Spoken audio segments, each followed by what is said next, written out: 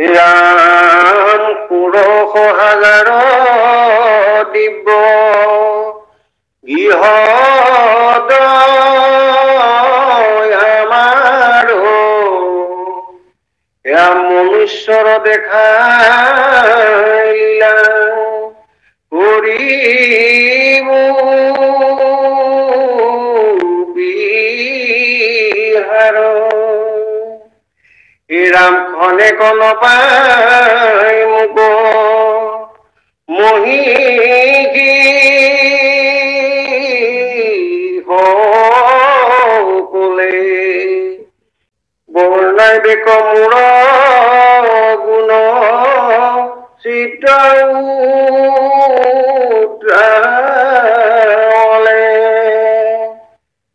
হৰি দেখি দগ্ধ পাপী ৰাজা কন্ধ ভক্ত ৰাজা গণ বন্দী কৰি থইবে মন্দ তাকম বাক ৰাখি বাক কৰিয়া প্ৰবন্ধ ভীমৰ হাতত তাৰ নিপাতি কন্ধ কৃষ্ণ কৃষ্ণ বৰ সুন্দৰ আমাৰ ইতিমধ্যে আমি উষা অনিৰুদ্ধৰ কথা পঢ়িলো বানজাৰ জীয়েক উষাক ইতিমধ্যে অনিৰুদ্ধৰ বিবাহ সম্পন্ন হল সেয়া আৰু পিছত যেনিবা ভগৱন্ত কৃষ্ণই আহি পেলাই বন্দী কৰি থোৱা অনিৰুদ্ধক মোকলাবলৈ আহোঁতে অকণমান যুঁজ হল হৰিহৰ যুদ্ধ বুলি কয় সেইখিনিও আমি পালো পিছত যেনিবা প্ৰভু ভগৱন্ত কৃষ্ণৰ ওচৰত হৰ আৰু বানৰজা সমস্তই তেখেতসকলে সেয়া বশ্যতা স্বীকাৰ কৰিলে আৰু বন্দী কৰি থোৱা অনিৰুদ্ধক উষাৰ সৈতে মুকলি কৰি তেওঁলোকক নিজৰ ৰাজ্যলৈ দ্বাৰকালৈ যাবৰ কাৰণে তেওঁলোকক মুকলি কৰি দিলে এইখিনি আমি ইতিমধ্যে পাঠ কৰিলো এইখিনি ইতিমধ্যে হল আৰু এটা কথা আমি এতিয়ালৈকে যিমানখিনি পাঠ কৰি আহিলো ইয়াতে মানে সৰভাগ দশম শাস্ত্ৰৰ মূল কথাখিনি ইয়াত বিশদভাৱে আছে আজিও দেখাত পদৰ সংখ্যা বেছি নাই কিন্তু ইমান বেছি এই দশমৰ গোটেই কথাখিনি ঠাহ খুৱাই সোমাই থোৱা আছে আমি যথাসাধ্য যত্ন কৰিম আজি পদ শেষ কৰিবৰ কাৰণে তাৰ মাজতো যিমানখিনি পাৰে প্ৰভুৱে কৃপা কৰে তেনেদৰে আমি আগবাঢ়িবলৈ ওলাইছো কৃষ্ণ এতিয়া ষোড়শ হাজাৰ দিব্য গৃহত আমাৰ মনুষ্য দেখাই লীলা কৰিব বিহাৰ নাৰদক কৈছে বোলে মোৰ এয়া দ্বাৰকাত ইয়াত মানে কিমান কৈছে ষোড়শ হাজাৰ দিব্য গৃহত আমাৰ মানে কৃষ্ণৰ কথা কৈছে কৃষ্ণই কৈছে মোৰ পৰিয়ালৰ কাৰণে 16,000 গৃহ লাগিব 16,108টা পৰিয়ালৰ গোটেইকেইটা এটাই পৰিয়াল মোৰ পৰিয়াল এয়া তাতে এইখিনি থাকিব এয়া গোটেইখিনি তুমি দেখিবাগে নাৰদক কৈছে কাৰণ নাৰদে এইটো মনে মনে আশাও কৰিছিলে যে প্ৰভু ভগৱন্তই 16,108 গৰাকী তেওঁ ভাৰ্যা সেইসকলক লৈ পেলাই তেওঁ সংসাৰ কেনেকে চলিছে এইটো চাবলৈ যাব নাৰদ আৰু গৈ সেইমতে গল গৈ পেলাই দেখিলেগে প্ৰত্যেকৰ গৃহতে কৃষ্ণই বিভিন্ন ৰূপে বিভিন্ন অৱস্থাত বিভিন্ন কৰ্মৰত অৱস্থাত প্ৰত্যেক গৃহস্থিতে 16,108 গৃহত লক্ষ্য কৰিলে এতে এয়াই হৈছে প্ৰভু ভগৱন্তই তেওঁ ঈশ্বৰত্ব প্ৰকাশৰ বাবে এনেধৰণৰ লীলাসমূহ যথেষ্ট নাৰদৰ জৰিয়তে সেয়া ভকতৰ বাবে আগবঢ়ালে ভকতে সেয়া পাই পৰমানন্দ পাইছে ভকতে সেয়া ভাবি বিস্ময় অভিভূত হৈছে তাতকেও ভাল লগা কথাটি হৈছে যে প্ৰভুৰ যে অতৰ্ক মহিমা সেই কথাটো উপলব্ধি কৰিছে এইখিনি আমি ইয়াত পালো 16,000 দিব্য গৃহত আমাৰ মনুষ্যৰ দেখাই লীলা কৰিব বিহাৰ মনুষ্যৰ লীলা মানে সংসাৰ ধৰ্ম পালন কৰা কথাটোকে দেখুৱাইছে আৰু এইটোকেই কৈছে। খনেক নাপাই মোক মহিষীসকলে বনাই বেক মূৰৰ গুণ চিত্ৰ উত্তাৰলে। এই অকমান সময় যদি কৃষ্ণ তেওঁ গৃহস্থ হৈছে, এই গৃহবিলাকত নাথাকে, এই মহিষীসকলে মানে তেওঁলোক বৰ বিকল হৈ পৰে। আৰু প্ৰভু কৃষ্ণৰ গুণ গান গাই পেলাই তেওঁলোকে নিজৰ তেওঁলোকৰ চিত্তৰে সেইখিনি প্ৰভুৰ গুণ গান বৰ্ণনা কৰি কথোপকথন কৰি থাকে। এনেকুৱাকে সেই 16,108টা গৃহৰ কথাটো ইয়াতে প্ৰকাশ কৰিলে। এতিয়া অকমান আমাৰ খুব সঘনে পথ পৰিৱৰ্তন হৈ থাকে। ইয়াৰ পিছত হল হৰিত দেখি ধন্ধ পাপী ৰাজা জৰাসন্ধ ভক্ত ৰাজাগণ বন্দী কৰি থৈবে মন্দ। মন্দ শব্দটোৱে দুষ্ট বুজাইছে, দুষ্টমতি বুজাইছে। এতিয়া এই হৰিত দেখি, হৰিৰ বিৰোধী হৰিত দেখি, ধন্ধ মানে মতলবী, সন্দিহান, সন্দেহবাদী, মতলবী এনেকুৱা বুজাই, স্বাৰ্থন দেখি এনেকুৱা বুজাইছে ধন্ধ শব্দটোৱে। পাপী ৰজা জৰাসন্ধ, এই জৰাসন্ধই কি কৰিলে, যিসকল ৰজাই হৰি বা কৃষ্ণক ভাল পায়, কৃষ্ণক উপাসনা কৰে, কৃষ্ণ পক্ষ, কৃষ্ণৰ সেৱা, কৃষ্ণৰ পক্ষ, কৃষ্ণৰ প্ৰতি তেওঁলোকৰ আনুগত্য প্ৰকাশ কৰে, এই তেনেকুৱা ৰজা কিমান এই 20,800 বুলি কৈছে, তেনেকুৱা 20,800জন ৰজা বন্দী কৰি থোৱা কথা ভাগৱতত আছে। এই কথাটোকে বৰ চমুকে কৈছে। হৰিত দেখি, হৰি বিদ্ৰোহী, হৰি মানে বিৰোধী, কৃষ্ণৰ বিপক্ষে থকা এয়া মতলবী দুষ্ট স্বভাৱৰ পাপী ৰজা জৰাসন্ধ। এই জৰাসন্ধই কি কৰিলে, ভক্ত ৰজাগণ, কৃষ্ণ ভক্ত ৰজাসকলক বন্দী কৰি আনিলে, 20,800জন ৰজাক বন্দী কৰি থৈ দিছে। আৰু এই তাসম্বাকৰ ৰাখিবাকক কৰিয়া প্ৰবন্ধ ভীমৰ হাতত তাৰ নিপাতিব। বৰ সৰুকে কথাখিনি কৈ থোৱা আছে। এই যেতিয়া এই ৰজাসকলে দেখিলে যে তেওঁলোকক এতিয়া ইতিমধ্যে মানে এই 20,800জনক বন্দী কৰি থোৱা আছে ৰজা, এতিয়া ৰজাসকলৰ মাজতে আলোচনা কৰি পেলাই তেনেকুৱাকে এজন দূত পঠালে। দূতে গৈ পেলাই কৃষ্ণক কলেগৈ। কৃষ্ণক কি বুলি কলেগৈ সেয়া ভাগৱতত আছে স্পষ্টকে। কৈছে যে আমি সমস্তজনে প্ৰভু কৃষ্ণৰ সেৱক উপাসক, প্ৰভু আমাৰ বাবে স্বামী, সেয়া প্ৰভু কৃষ্ণক তেওঁলোকে উপাসনা কৰে। এতিয়া তাকে দেখি পেলাই জৰাসন্ধই এইটোকে দেখি পেলাই বন্দী কৰি থৈছে। আৰু বেছি সময় নাই যে এটা সময়ৰ পাছত হয়তো তেওঁলোকক কি কৰে, মৃত্যুদণ্ডও দিব পাৰে, বলিও দিব পাৰে, শিৱ পূজা কৰিম বুলি পেলাই জৰাসন্ধই এইবিলাক কৰিব পাৰে। গতিকে এই ৰজাসকলে কাতৰভাৱে অনুৰোধ জনাইছে কৃষ্ণক যে হে কৃষ্ণ, তুমি আমাক ৰক্ষা কৰা, তোমাতে শৰণ লৈ আছো, নহলে এই পাপী জৰাসন্ধই আমাক কি কৰে ঠিক নাই। এই কথাখিনি বৰ্ণনা কৰিবলৈ দূত পঠাই দিলে আৰু দূতে গৈ কৃষ্ণক কলেগৈ। সেইটোকেই কৈছে, তাসম্বাকৰ ৰাখিবাকক কৰিয়া প্ৰবন্ধ ভীমৰ হাতত তাৰ নিপাতিবোৰ কন্ধ। এতিয়া সেই অনুসৰিয়েই ভগৱন্ত কৃষ্ণই এতিয়া এটা কাম কৰিলে যে ঠিকে আছে, ভীমক ললে, অৰ্জুনক ললে, লগত লৈ পেলাই এয়া জৰাসন্ধৰ ওচৰলৈ গল। তাৰপিছত জৰাসন্ধ মানে কথাটো আমি সকলোৱে জানো, জৰা নামৰ এগৰাকী ৰাক্ষসীয়ে এয়া অৰ্ধ যিটো দেহ, জন্মতে জৰাসন্ধৰ অৰ্ধ দেহ আছিলে। এই দুগৰাকী মাতৃৰ দুটি মানে অংশ হিচাপে জন্ম হৈছিলে। এই দুইটি জৰা নামৰ ৰাক্ষসী গৰাকীয়ে লগাই দিয়াৰ বাবে, সন্ধি কৰাৰ বাবে জৰাৰ দ্বাৰা সন্ধি হোৱাৰ কাৰণে জৰাসন্ধ নামটো।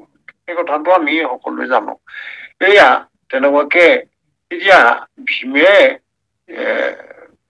জৰাসন্ধক বধ কৰিলে। জৰাসন্ধক বধ কৰিব নোৱাৰিলেহেঁতেন। কৃষ্ণই যিটো কথা জানে যে প্ৰথমে ভীমৰ মানে ভৰিয়ে দুই ভৰি ধৰি ভীমে ফালিছে, ফালি পেলাই পেলাই দিছে দুফালে, কিন্তু আহি পেলাই আকৌ লগ লাগে, তেনেকুৱা কথা এটা। কাৰণ সেইটো তেওঁলোকৰ জন্মতে জৰাসন্ধ তেনেকুৱা একেই জন্ম হৈছিল, আকৌ লগ লাগি যায়। এতিয়া সেইটোকে নহবৰ কাৰণে বীৰনাৰ পাত এখিলা ফালি পেলাই বাঁহাতৰ পাতখন, ফটা পাতখন সোঁহাতলৈ পেলাই দিছে, সোঁহাতৰখন বাঁহাতলৈ পেলাই দিলে। এই যে যিটো মানে বিপৰীত দিশত পেলাই দিছিলে, সেই তেনেকুৱাকে ভীমে এইটো হেৰিটো ইংগিতটো বুজি পাই পেলাই তেতিয়া তেনেকুৱাকে জৰাসন্ধক বধ কৰিলে। কথিত মানে ভাগৱতত আছে 10,000টা হাতীৰ বল বুলি কৈছে জৰাসন্ধ, মানে পৰম বিক্ৰমশালী, পৰম বলশালী, এই কথাটো কৈছে। ভীমৰ হাতত তাৰ নিপাতিব স্কন্ধ, ভীমৰ হতুৱা মৰাব, এই কথাটো কৈছে। সমস্ত ৰাজাৰ পাছে চুৰিয়া বন্ধন নিজৰ ৰূপে, এইখিনি পোৱাগে নাই নেকি? হয়, এইখিনি আৰম্ভ হব। হয়, কৃষ্ণ তিনিকুট পাম যাওক, তিনিকুট। ৰাম সমস্ত ৰাজাৰ পাছে চুৰিয়া বন্ধন নিজৰ ৰূপে তাক বাক দিবুদৰিখন এয়াম দেখি দাসম বাৰ হব তাপ হৈবে দূৰ বৰ্ণাইবে আনন্দে মোৰ মহিমা প্ৰচুৰ সবাংকু দিয়া বস্ত্ৰ ভূষণ আশিষ চিত্ৰক সন্তোষী পাছে পঠাই দেশ ৰাম যুধিষ্ঠিৰ ৰাজা পায়া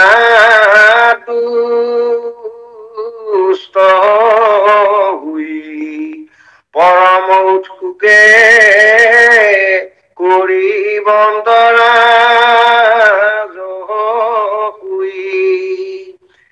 ৰাম তলৈ কৰ সম্প্ৰতি মিলাই দান ভৰে অৰ্চিবন্ত ৰাজা মোক পৰম সাদৰে মোক নিন্দা বুলি বেক শিশু বাহাল বীৰ চক্ৰহানি লীলায় সে দিবুদাৰ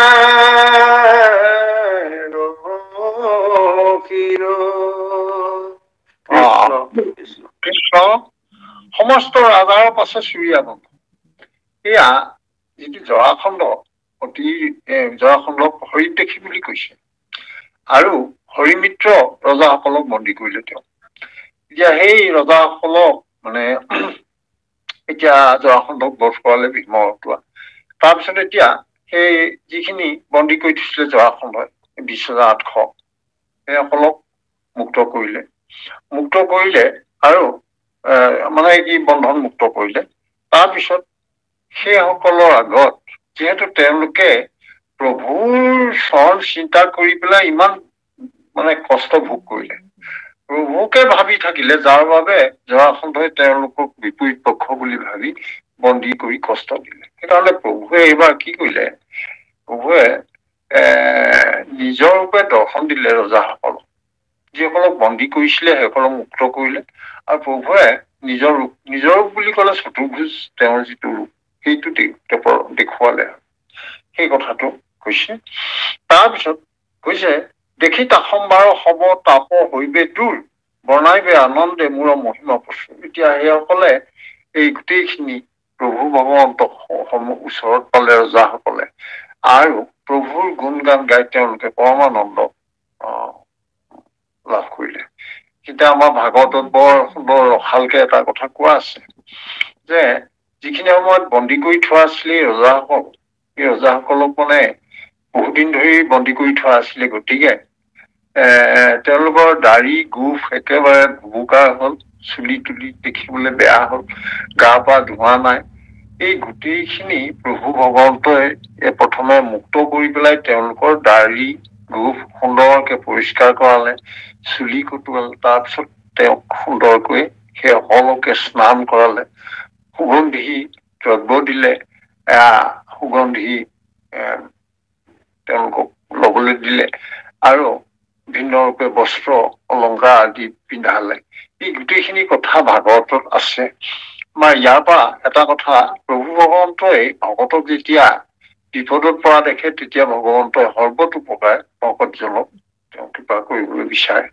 এই কথাটো আৰু অন্য পিছৰ আমাৰ বিষয়বিলাকতো আমি অন্য অৱস্থাতো আমি এই কথাবিলাক প্ৰকাশ হোৱা আমি পাম। এতিয়া ইয়াতে দেখিলো এই যি ৰজাসকল গা পা ধুৱালে, সুন্দৰকৈ তেওঁলোকৰ দাড়ি চুলি কটাই সুন্দৰ নখ আদি কাটি পৰিষ্কাৰ কৰালে। এইখিনি কথা আমাৰ ভাগৱতত স্পষ্টকে আছে। এতিয়া এইখিনি কোৱাৰ পিছত সবাহংক দিয়া বস্ত্ৰ ভূষণ আখে চিত্তকৰ সন্তোষ শিপাছে পঠাই দিবুতে।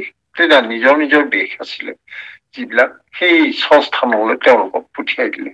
সুন্দৰ বসন দিলে, কাপোৰ কানি পিন্ধিবলৈ দিলে, অলংকাৰ দিলে, সমস্ত দি সেইসকলক ৰজাৰ সন্মানেৰে পঠিয়াই দিলে। এয়া প্ৰভু ভগৱন্তই কৃপা কৰিলে। কাৰণ তেওঁলোকে ৰজা হয় কিন্তু প্ৰভুৰ ভকত আছিলে, তেওঁলোক প্ৰভুক ভাল পাইছিলে, প্ৰভুক মানে প্ৰভুৰ প্ৰতি তেওঁলোকৰ সেয়া খুব এটা বিশেষ, প্ৰভুৰ প্ৰতি তেওঁলোকৰ উপাসনা আৰু একশৰণৰ আছিলে সেই কথাটো। এতিয়া যুধিষ্ঠিৰ ৰাজা পাছে মুখ পায়া তুষ্ট হৈ পৰম উৎসুকে কৰি বন্ধ। এতিয়া তেওঁ ভগৱন্ত কৃষ্ণৰ এতিয়া যুধিষ্ঠিৰে পাই পেলাই সুধিছে আৰু আশা কৰিছে যে তুমি সকলো প্ৰকাৰে মোক সহায় কৰিবা, সকলো প্ৰকাৰে তোমাকেই তোমাৰ ওপৰতে ভৰসা কৰি মই ৰাজসুই যজ্ঞ কৰিবলৈ লৈছো। সেয়া হল কথা। আৰু ৰাজসুই যজ্ঞ হল, ৰাজসুই যজ্ঞত যিমান ধন সোণ মানে মণি মুকুতাৰ প্ৰয়োজন সেয়া ভঁৰালত উভৈ নদী কৰি প্ৰভুৱে সেয়া প্ৰভুৰ কৃপাত সমস্তখিনি গোট খালে। ৰাজসুই যজ্ঞ পৰম নিষ্ঠাৰে যুধিষ্ঠিৰে পালন কৰিলে। এইখিনিতে আমাৰ দুই এটা কথা এতিয়াও মনত আছে। তলুকৰ সম্পত্তি মিলাই টানৰ ঘৰে অৰ্চিবন্ত ৰাজামুখ পৰম। এই তলুকৰ সমস্ত মানে যিটো যুধিষ্ঠিৰৰ মানে যিভাগ তেওঁৰ মণিমুকুতাৰ ভঁৰাল, ধন ভঁৰাল, এই ধন ভঁৰালত প্ৰভুৰ কৃপাতে মানে অলেখ মানে অজস্ৰ ধন সম্পত্তি গোট খালে। এইখিনিতে এটা বিশেষ কথা আমাৰ মনত পৰে। এয়া আকৌ এই যেতিয়া যজ্ঞ হৈ আছিলে তেতিয়া মানে এইখিনি দ্বাৰৰক্ষী আৰু সকলোকে ভগাই দিবৰ কাৰণে দুৰ্যোধন আৰু কৰ্ণক তাত ৰাখিছিলে যুধিষ্ঠিৰে। দুৰ্যোধন আৰু কৰ্ণই দেখিলে এইবিলাক লোকৰ বস্তুহে ধুমধাম দি শেষ কৰিব লাগে। কিন্তু সেই কথাটো আমাৰ ভাগৱতত আছে। কিন্তু এই কথাটো এনেকুৱা, প্ৰভুৰ কৃপাত যি সম্পদ যুধিষ্ঠিৰে লাভ কৰিলে, সেই সম্পদ আকৌ যিমান দি শেষ কৰিব কিন্তু কোনেও নোৱাৰিলে। দুৰ্যোধনে ভাবিছিলে, কৰ্ণই ভাবিছিলে যে আমি দি মেলি শেষ কৰি পেলাও, ভঁৰাল খালী কৰি পেলাও, কিন্তু নোৱাৰিলে। এই কথাটো নহলে। বাৰু সেয়া যি কি নহওক, এতিয়া তলুকৰ সম্পত্তি মিলাই টানৰ ঘৰে অৰ্চিমন্ত ৰাজামুখ পৰম বাহাদুৰে। আকৌ এই ইয়াতে এটা কথা হৈছিলে, এয়া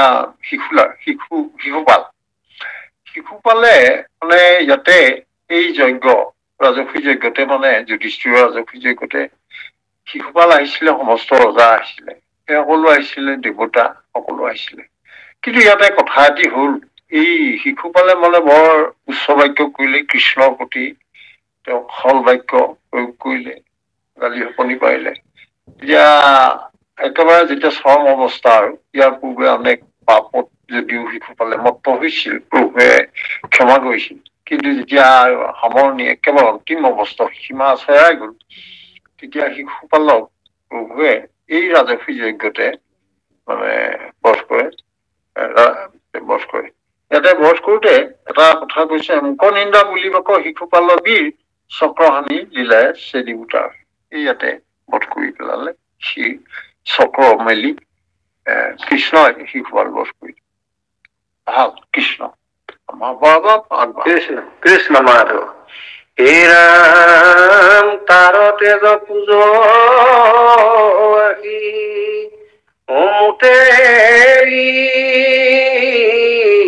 নহৈব দেখি সমজাৰ লোকে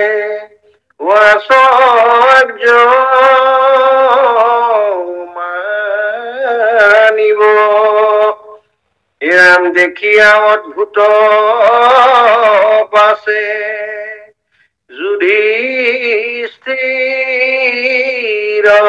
রাই তোমার পুষিব পাশে পরম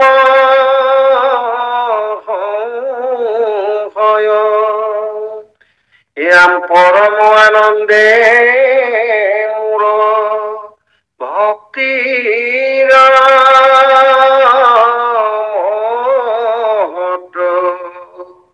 সমস্তে কহিবা তুমি দান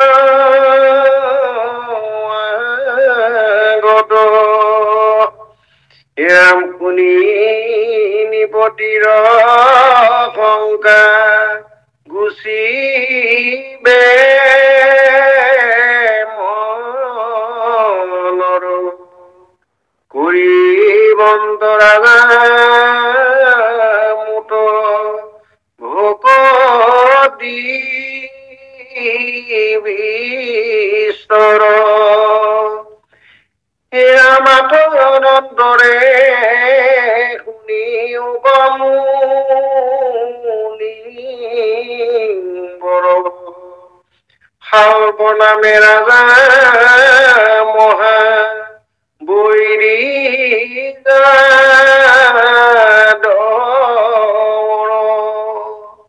এৰাম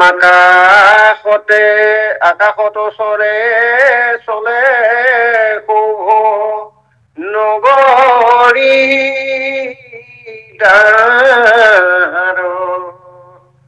যাদৱ বংশক গৰি বেকয় পহকাৰ কৃষ্ণ কৃষ্ণ এতিয়া যিখিনি সময়ত শিশুপালক প্ৰভু ভগৱন্তৰ সুদৰ্শন চক্ৰই শিৰচ্ছেদ কৰিলে, কৰাৰ পিছত শিশুপাল বধ হল।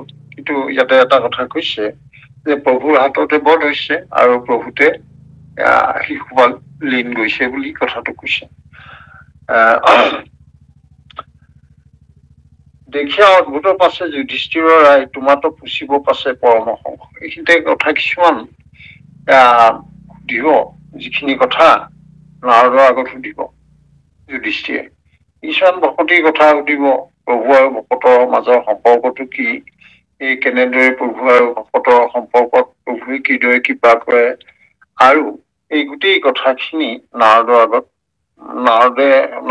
নাৰদক সুধিব সংশয় ভাঙিবৰ কাৰণে। এতিয়া যুধিষ্ঠিৰৰ আগত নাৰদে তেতিয়া গোটেইখিনি মেলা মুকলিকে পাতিব, এই কথাটো কৈছে। তাৰপিছত কৈছে সমস্তে কহিবা তুমি তাহাৰ নৰত শুনি নিপতিৰ অশংকা গুচিবে মন, এইখিনি কথাও কলে। আকৌ কৈছে বোলে আঁতৰ অনন্তৰে শুনিও ক মুনিবৰ শালব নামে ৰাজা মহাবৈৰী যাদৱ। এইখিনিতে এতিয়া আকৌ পৰিৱৰ্তন হৈছে, নতুন ঘটনা এটাৰ কথা আহিলে, প্ৰভু লীলাৰ কথাৰ লগত সম্পৰ্ক আছে। এতিয়া কথাটো এনেকুৱা, শালব নামৰ এজন আছিলে ৰজা।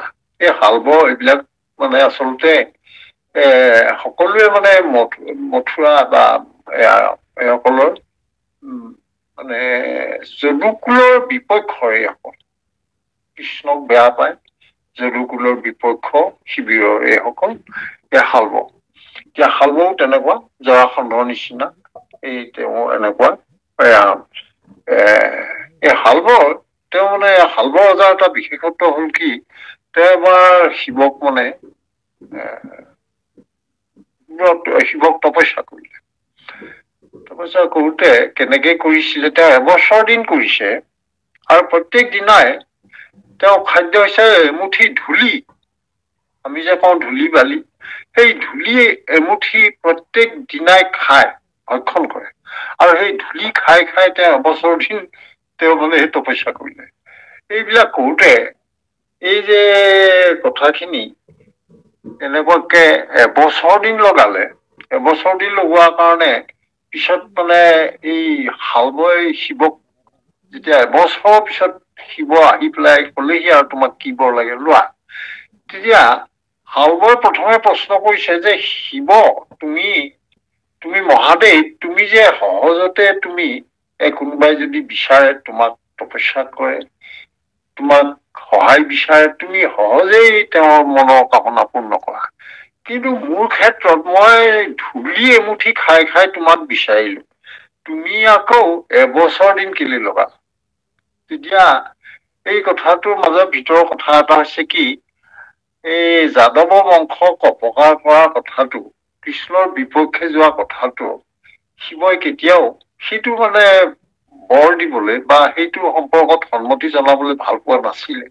কিন্তু উপায় নোহোৱাত পিছত আহিলে আৰু সেই কথাটোকে আকাশত সেই কথাটো তেনেকুৱাকে এবছৰ দিনৰ পিছত এয়া হালবৈ মানে তেওঁৰ তপস্যাৰ ফলটো পালে। আকাশত চলে শুভ নগৰী তাহাৰ, যাদৱ বংশ কৰিবে অপকাৰ। এতিয়া এই শিৱ যেতিয়া এবছৰ মূৰত আহিলে, আহি পেলাই তেতিয়া শিৱক কৈছে, প্ৰথমেতো হালবৈ কলে যে তুমি এইটো বৰ বেয়া কৰিলা, এবছৰ দিন লগাই দিলা, ইমান দেৰি কৰিব নালাগে, আনৰ ক্ষেত্ৰততো তুমি সোনকালে আহা। কিন্তু কথাটো ভিতৰৰ কথাটো এইটো, যিহেতু শিৱই জানিছিল যে হালবৈ মানে আচলতে যাদৱ কুলৰ বিপক্ষে তেওঁ মানে কিবা এটা হেৰি বিচাৰিব, বৰ বিচাৰিব, আৰু সেইটো আকৌ কৃষ্ণৰ বিপক্ষে হব। গতিকে এই কথাটো জানি পেলাই শিৱই ঘপকে দিবলৈ ইচ্ছা নাছিলেই, কিন্তু তথাপিও উপায় নোহোৱাত আৰু শেষত এই এবছৰৰ মূৰত দিলেগে আৰু। এইটো ভিতৰৰ কথাটো। এতিয়া এই এবছৰৰ পিছত হ'ল বাৰু, এতিয়া কলে যে মোক কি দিবা, এতিয়া মোক এখন হেৰি দিয়া, মই আকাশত থাকি যুঁজ কৰিম, এখন ৰথ দিয়া। এই ৰথখনৰ নামটো হল সৌভ, দন্তীয়া সৎ ঔকাৰ ঘ, সৌভ। এই সৌভ ৰথখন এনেকুৱা, এই ৰথখন প্ৰকাণ্ড, আৰু তাতে এয়া নগৰৰ দৰে, ৰথখনৰ ওপৰতে এখন নগৰ। এই নগৰখন কেনেকুৱা, চাৰিওফালে পৰা একদম শত্ৰুৱে যাতে সহজে আক্ৰমণ কৰি একো কৰিব নোৱাৰে, তেনেকুৱা প্ৰতিৰক্ষা মানে তেনেকুৱা নিৰাপত্তা থকা একেবাৰে ডাঙৰ গড় খাৱৈ আছে, ডাঙৰ প্ৰাচীৰ আছে। সেই ৰথখনতেই মানে ভিতৰত সোমাই ললে মানে তেওঁক আৰু কোনেও বাহিৰৰ পৰা আক্ৰমণ কৰিব নোৱাৰে। সেইকাৰণে ৰথখনৰ নাম সৌভ, কিন্তু এনেকুৱাকে সৃষ্টি কৰি দিলে সেইখন দেখাত শুভ নগৰী দৰে হ'ল। সেইকাৰণে কৈছে আকাশত চলে শুভ নগৰী তাহাৰ। এই শুভ ৰথখন নগৰৰ নিচিনা, চাৰিওফালৰ পৰা একেবাৰে সুন্দৰকৈ শত্ৰুৱে যাতে আক্ৰমণ কৰিব নোৱাৰে তেনেকুৱা প্ৰতিৰক্ষা ব্যৱস্থা আছে, গড় খাৱৈ মৰা আছে, প্ৰাচীৰ ওখ ৱাল দিয়া আছে, সেইবিলাক। গতিকে সেই ৰথখন লৈ পেলাই আহি পেলাই এতিয়া এয়া হালবৈ ওপৰৰ পৰা যুঁজ কৰিব, আৰু যুঁজ কৰি পেলাই যাদৱ বংশক মানে হানি বিঘিনি ঘটাব। এইখিনি কথা তেওঁ মনলৈ হালবৰ এইখিনি পৰিকল্পনা আছিলে, এই কথাটো কলে। এতিয়া এই হালবৈ কি হলগে পিছলে কি কথা, আমি আৰু অকমান আগলৈ যাওঁ। কৃষ্ণ ৰাম তাক মাৰি শুভ ভাঙিবু, ৰাম তাক মাৰি শুভ ভাঙিবু খেপি চক্ৰ বধি পুৰণত বিদুৰথ বক্ৰ ৰাম চক্ৰ ধৰি খেদি যাইবু বাৰাণাল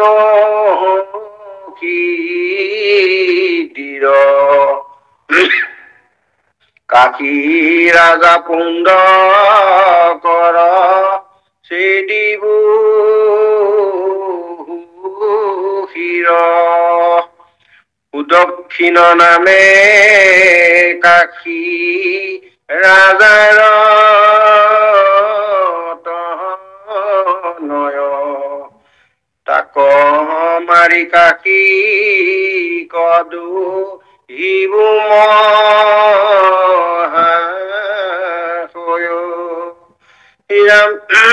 যাই কুৰুক্ষেত্ৰে চুলি সূৰ্যগ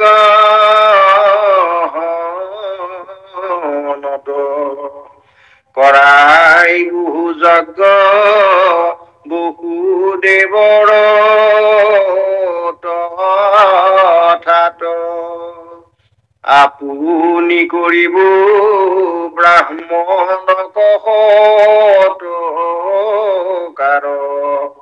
মোৰ মান্য পায়া গৰ্ব বাঢ়িব তাৰ ৰাম নন্দ যশোদাক মান্য কৰিব দোহিত প্ৰিয় বাক্যে সন্তোষিব গোপিকাৰ চিত্ত কৃষ্ণ আমি পাতিছিলো যে তেওঁৰ নাম হৈছে শালব সেই শালবই তপস্যা কৰি শিৱৰ পৰা যিখন ৰথ পালে আকাশত থাকে সেই আকাশত থাকি এখন সৌভ নামৰ ৰথ সেই ৰথখন সুসজ্জিত আৰু তাৰ ভিতৰতে এখন নগৰী আৰু সেই নগৰী আকাশত থাকি পেলাই আক্ৰমণ কৰা কথা আৰু সেইমতে আক্ৰমণ কৰিলে কিন্তু তাক মাৰি শুভক ভাঙিব খেপি চক্ৰ মনত কৃষ্ণই নাৰদক কৈ আছে এই শুভ ৰথখন মই কিন্তু চক্ৰ মাৰি একেবাৰে ভাঙি পেলাম এই কথাটো কৈছে আৰু শিশুপালৰ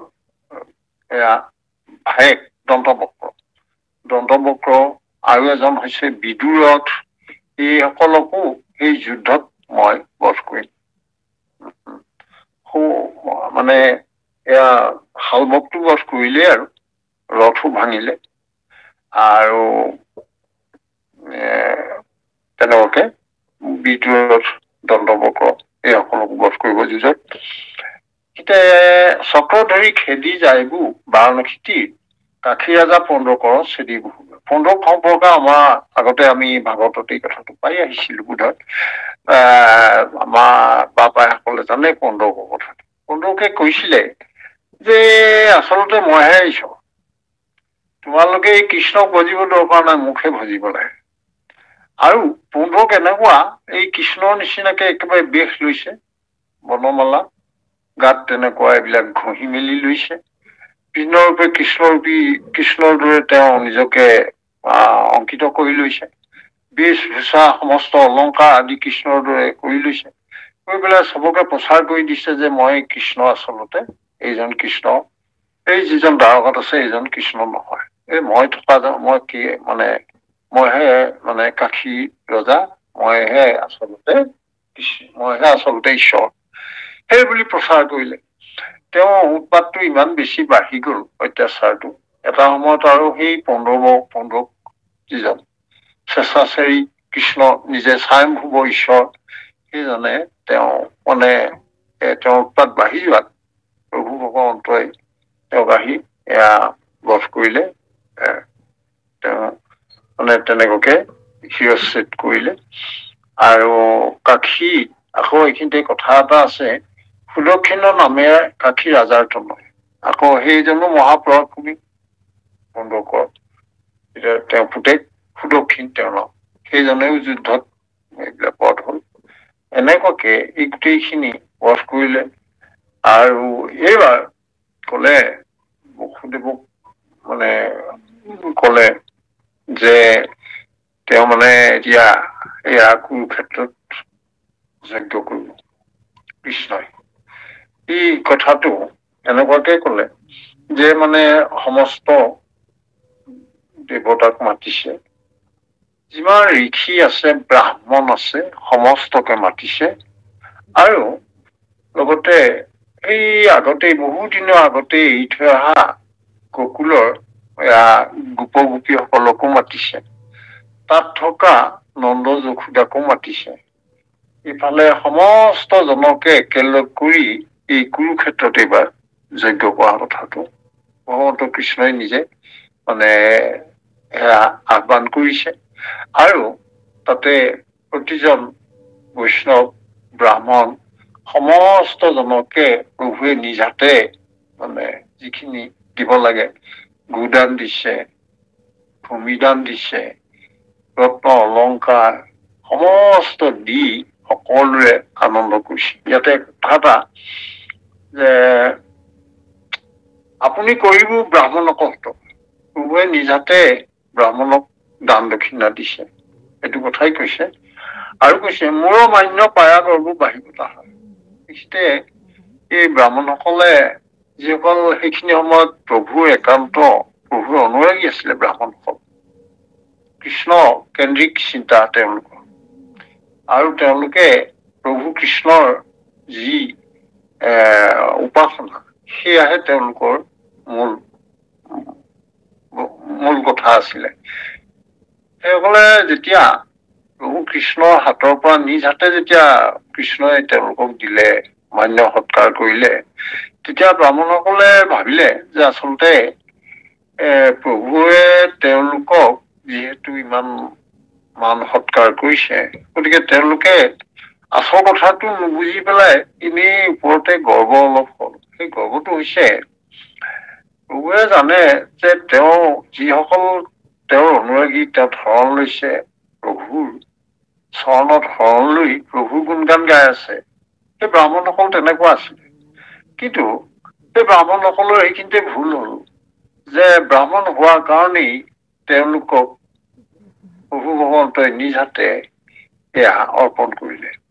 এই কথাটো অকণমান ভুল হ'ল, যাৰ বাবে এয়া ব্ৰাহ্মণসকলৰ গৰ্ব বৃদ্ধি হ'ল। সেই কথাটোত ইয়াতে এই মানে সেইকাৰণে উল্লেখ কৰিবলগীয়া হ'ল, আপুনি কৰিব ব্ৰাহ্মণক হতকাৰ, মোৰ মান্য পায়া গৰ্ব বাঢ়িব তাহাৰ।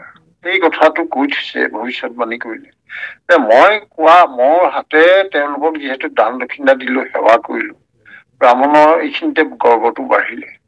কিন্তু গৰ্বটো বাঢ়িব নালাগিছিল এইকাৰণে যে যিদৰে সেই ব্ৰাহ্মণসকলক সৎকাৰ কৰিছে কৃষ্ণই আপুনি, ঠিক তেনেকুৱাকে আন তেওঁৰ প্ৰিয় সকলকো তেনেকেই কৰিছে। গোপীসকলৰ প্ৰতি পৰম প্ৰেম আগবঢ়াইছে, সমস্ত ঋষি সমস্ত জনকে প্ৰভুৱে তেনেকুৱাকে সকলোৰে প্ৰতি প্ৰেম সৎকাৰ আগবঢ়াইছে, শ্ৰদ্ধা নিবেদন কৰিছে। কিন্তু ব্ৰাহ্মণসকলে ভাবিলে আমাকহে আচলতে কৰিলে, সেইটোকে তেওঁলোকে মানে তাসম মানে এইটো আপুনি কৰিব ব্ৰাহ্মণৰ সৎকাৰ, মোৰ মান্য পায়া গৰ্ব বাঢ়িব। এই আমি আৰু ঈশ্বৰৰ দ্বাৰা এইখিনি সেৱা সৎকাৰ পালো বুলি নিজে গৰ্ব কৰিব। আচলতে এইটো নহয়, আচল কথাটো বুজিব লাগিব ভকত আৰু ভগৱন্তৰ মাজৰ সম্পৰ্কটো, এই কথাটোহে বুজিব লাগিব। আমি নিজে দেখিলো যে যিসকলে ৰজাই এই যে জৰাসন্ধই বন্দী কৰি থৈছিলে, বন্দী কৰি থোৱাৰ পিছত যে গৈ পেলাই দুটে আহি খবৰ কৰিলে প্ৰভু ৰক্ষা কৰা, তেওঁলোকে কৃষ্ণ নিজে কৈছে, গৈ পেলাই তেওঁলোকক নিজে স্নান পান কৰাই পৰিষ্কাৰ পৰিচ্ছন্ন হৈ পিছত আসন ভূষণ প্ৰভু ভগৱন্তই নিজে দিছে, বসন দিছে, কাপোৰ কানি পিন্ধিবলৈ দিছে, আৰু সুন্দৰকৈ অলংকাৰ পিন্ধাই দিছে। এই গোটেইবোৰ কৃষ্ণই কৰিছে, আৰু সেইসকলক স্বদেশলৈ স্বস্থানলৈ নিৰাপদে পঠাইছে। ইয়াতে কথাটো কৃষ্ণই আচলতে সেই ৰজাসকলে প্ৰভু কৃষ্ণক এই যিটো সম্পৰ্ক তেওঁলোকৰ মাজত, সেইটো ভকত আৰু ভগৱন্তৰ সম্পৰ্কহে আছিলে, অন্য সম্পৰ্ক নহয়। ভকত আৰু ভগৱন্ত, ৰজা আৰু ভগৱন্তৰ সম্পৰ্ক বাহ্যিকভাৱে দেখা গৈছে। ইয়াতো ব্ৰাহ্মণ আৰু ভগৱন্তৰ সম্পৰ্কটো বাহ্যিকভাৱেহে এই ব্ৰাহ্মণসকলে ভাবি ললে, কিন্তু আচল কথাটো এয়া বেলেগ, যে প্ৰভুৰ অনুগত্যহে প্ৰভুক একান্ত শৰণে ভাবিছে, তাত ভকতজনৰ প্ৰতি ভগৱন্ত সদায় কৃপাশীল।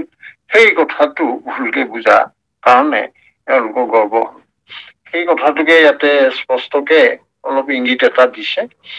আৰু এটা কথা কৈছে, প্ৰিয় বাক্যে সন্তোষীবু গোপিকাৰ চিত্ত। এই কথাটো, এই যে বহু দিনৰ আগতে গোকুলত এৰি থৈ আহিছিলে সেইসকল গোপী, সেইসকলৰ কথা মনত পৰি কৃষ্ণই পিছত মাজতে উদ্ধৱকো পঠাইছিলে। উদ্ধৱক পঠাই পেলাই কৈছে যে মোৰহলি তুমি গৈ পেলাই তেওঁলোকৰ মনৰ দুখখিনি নাইকিয়া কৰা, মোৰ প্ৰেম বাৰ্তা তেওঁলোকৰ প্ৰতি পঠিয়ালো। সেইখিনিকে লৈ উদ্ধৱ গৈছে। অৰ্থাৎ সেই সকলোকো এইবাৰ এই কুৰুক্ষেত্ৰলৈ মাতি আনিছে। মাতি আনি তেওঁলোকৰ লগত প্ৰেম আলাপ কৰিছে। সকলোৰে আনন্দ হোৱাকৈ প্ৰভুৱে যি তেওঁৰ মধুৰ বাক্যৰে সেইসকলক সম্বোধন কৰিছে, আনন্দ প্ৰদান কৰিছে।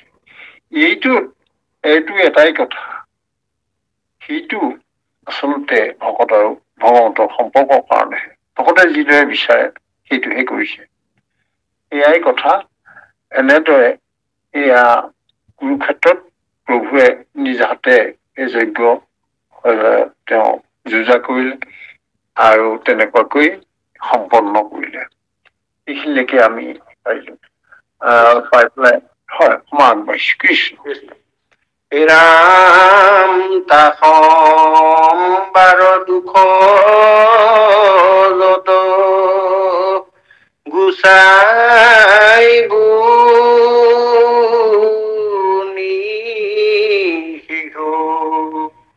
প্ৰেম ভকুতিৰ পথ দিবু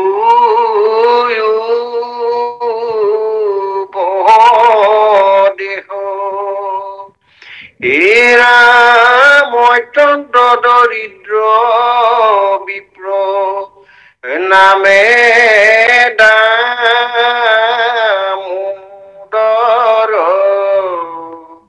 ভাৰ্যাৰ অৱচনে যাইব দ্বাৰকা নগৰ এৰাম কৰি সাদৰ দাঙ্ক মহামস্তুতি খাই গোটান লয়া চাউল চিৰাৱে মুঠি ৰাম কৰো ভকতৰ অল্প বস্তু বিস্তৰ পৰম ভকত মুত সিটো দি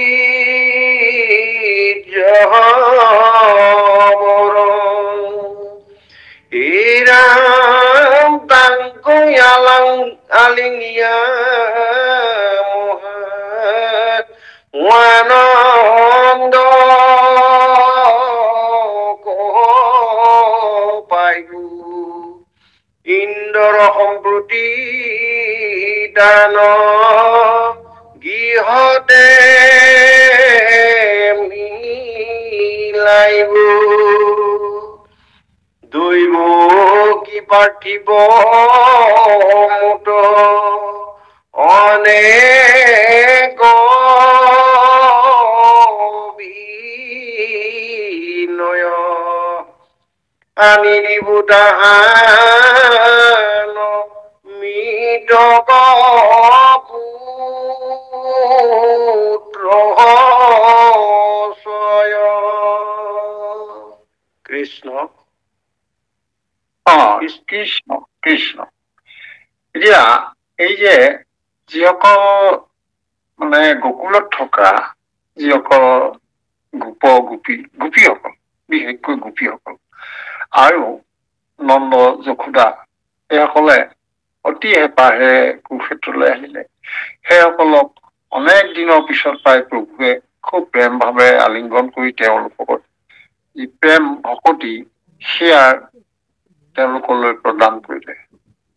আৰু এইখিনি পাই সেইসকল তুষ্ট হৈছে, সেইসকলে তেওঁলোকৰ ধন্য হৈছে জীৱন। এয়া আৰু ইয়াতে এটা বিশেষ কথা আমাক কৈছে, অত্যন্ত দৰিদ্ৰ বিপ্ৰ নামে দামোদৰ ভাৰ্যাৰ বচনে যাব দ্বাৰখন।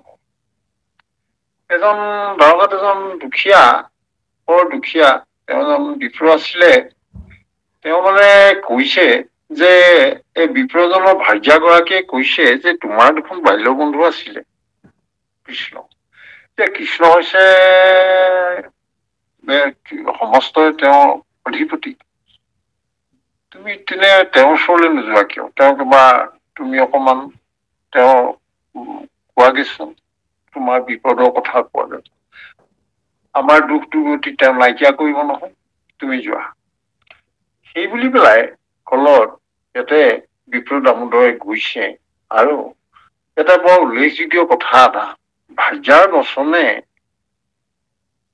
যাব দ্বাৰকানব। এতিয়া আমাৰ এই ভাৰ্যাৰ বচনৰ কথাটো এনেকুৱা, যিহেতু ভাৰ্যাৰ বচন মতে গৈছে, গৈ পাই পেলাই কৰিব সাদৰ তাংক মহামনৰ তুষ্টি, খাইব টান লৈয়া চাউল চিৰা একমুঠি, এই কথাটো কলে। এওঁ আকৌ নিবলৈ একো নাই নহয়। এয়া এজনে একেবাৰে গৈ পেলাই যি চাউল আৰু চিৰা টোপোলা এটা বান্ধি কৃষ্ণলৈ লৈ গৈছে, দামোদৰ বিষয়ে এইগৰাকীয়ে বান্ধি দিছে। এতিয়া এই বস্তুটো কৃষ্ণৰ ওচৰত উলিয়াবলৈ বেয়া পাইছে, কিন্তু কৃষ্ণই টো অন্তৰ্যামী, এতিয়া সখী কি আনিছা বুলি পেলাই এই টোপোলাৰ চাউল মুঠি তেওঁক মানে গ্ৰহণ কৰিলে। আৰু লগে লগে সমস্ত ইন্দ্ৰৰ দৰে সমস্ত সম্পত্তিৰ অধিকাৰী, মানে সমস্ত নহয়, ইন্দ্ৰৰ দৰে যি মানে ঐশ্বৰ্য বিভূতি, কব নোৱাৰাকে এয়া দামোদৰ গৃহত উভৈনদী হল। এই কথাটো বৰ ডাঙৰ কথা। ইয়াতে মানে আমি লবলগীয়া কথাটো বিশেষভাৱে লবলগীয়া কথা এটি নথকা নহয়। এই যে ভাৰ্যাৰ বচনে যাব দ্বাৰকানব, অৰ্থাৎ ইয়াত ব্যৱহাৰিক জীৱনৰ কথাটো এনেকুৱা, আইগৰাকীয়ে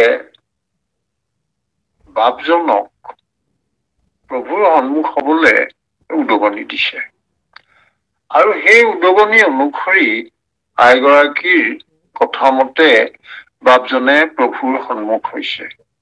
আৰু প্ৰভুৰ সন্মুখ হোৱাৰ কাৰণে এই দুইটা বিষয়তে আইগৰাকী আৰু বাপজনে একেলগে প্ৰভুক চিন্তা কৰিলে, যাৰ বাবে প্ৰভুৱে সমস্ত কৃপা আগবঢ়ালে বাঞ্ছিত। আমাৰ মনুষ্য জীৱনত আমাৰ এখন ঘৰ গৃহস্থিত কেতিয়াবা বাপজনে কিবা কাৰণত আওকণীয়া হব পাৰে, কিন্তু আইগৰাকীয়ে মনত পেলাই দিব লাগে প্ৰভুৰ কথা। ঠিক একেদৰে আইগৰাকীও যদি সেয়া অকমান লৰচৰ হয়, অকমান ইফাল সিফাল হয়, হিনদেৰি হয়, বাপজনে সেয়া আইগৰাকীক সোঁৱৰাই দিব লাগে। ইয়াত স্পষ্টভাৱে সেই কথাটোকে দেখুওৱা যেন লাগে, কাৰণ আইগৰাকীয়ে উদগনি দিছে যে তুমি কৃষ্ণৰ সন্মুখ নোহোৱা কিয়। অৰ্থাৎ কৃষ্ণৰ সন্মুখ হোৱা মানে কৃষ্ণই যেতিয়া বুজি পায় ইয়াতে এই চাউল চিৰা কি নিছা, সেইখিনি কথাটো মানে বিপ্ৰ দামোদৰে কোৱাই নাছিলে, কিন্তু প্ৰভু অন্তৰ্যামী, তেওঁ সকলো জানে। একেদৰে এই আইগৰাকী যেতিয়া বাপজনক কলে প্ৰভুক চিন্তা কৰিব লাগে, বাপজনে চিন্তা কৰিলে।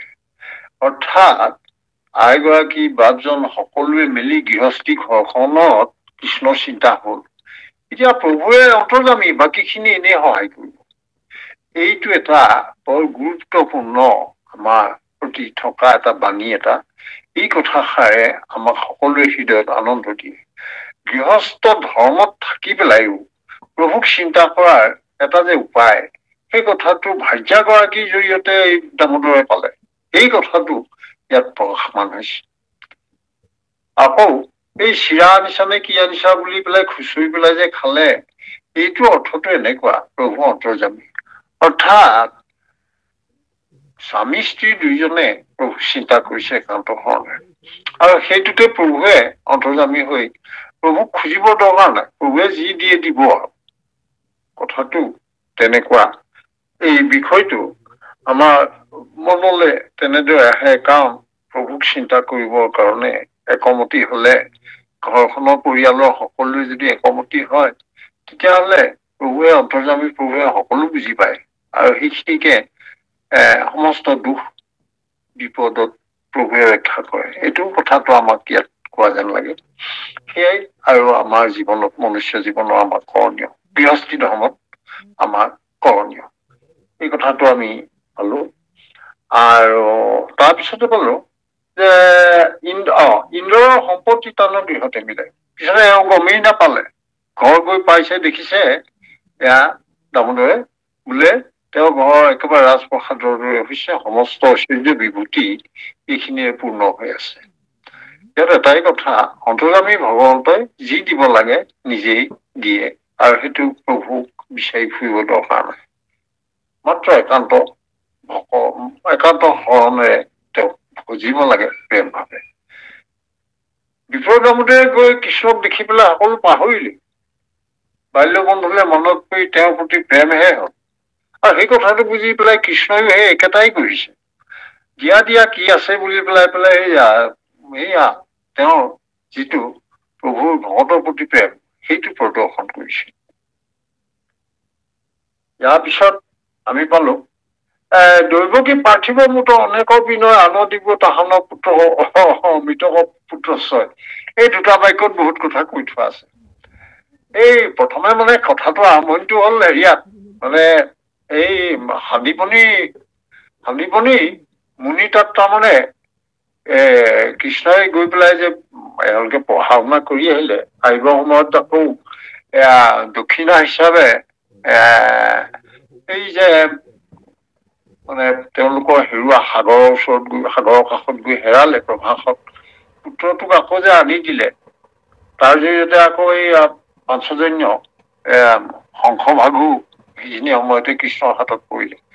আৰু সেই কথাটোৰ লগত যেতিয়া এই কথাটো মানে তেনেকুৱাকে আহিলে, আৰু লাষ্টৰ শেষত গৈ পেলাই গুৰু দক্ষিণা হিচাপে এই মানে গুৰু পত্নীক আনি পেলাই সেই মৃত পুত্ৰক পুনৰ ঘূৰাই দিলেই মানে সুশৰীৰে, সেই কথাটো এদিন মানে এই মনত পৰি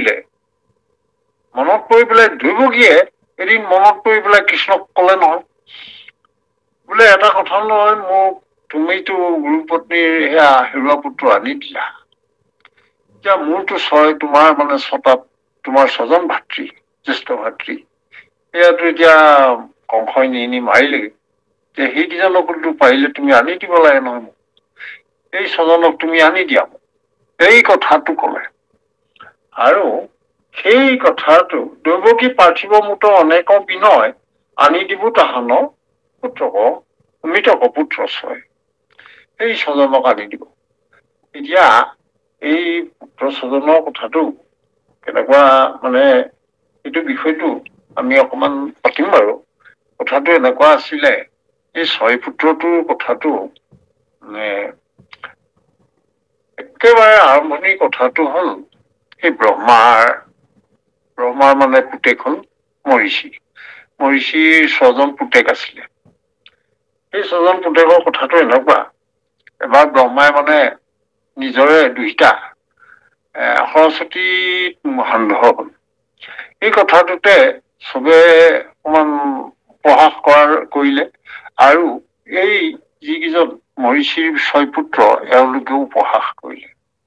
সেই কথাটোতে ব্ৰহ্মাই অকমান সেই কথাটোত অপমানিত হৈ পেলাই এই মৰিষিৰ 6 পুত্ৰক মানে কৰিলে, অভিশাপ দিলে, তোমালোকে পিছত গৈ পেলাই মানে এই দৈত্যৰ কুলত জন্ম হব লাগিব।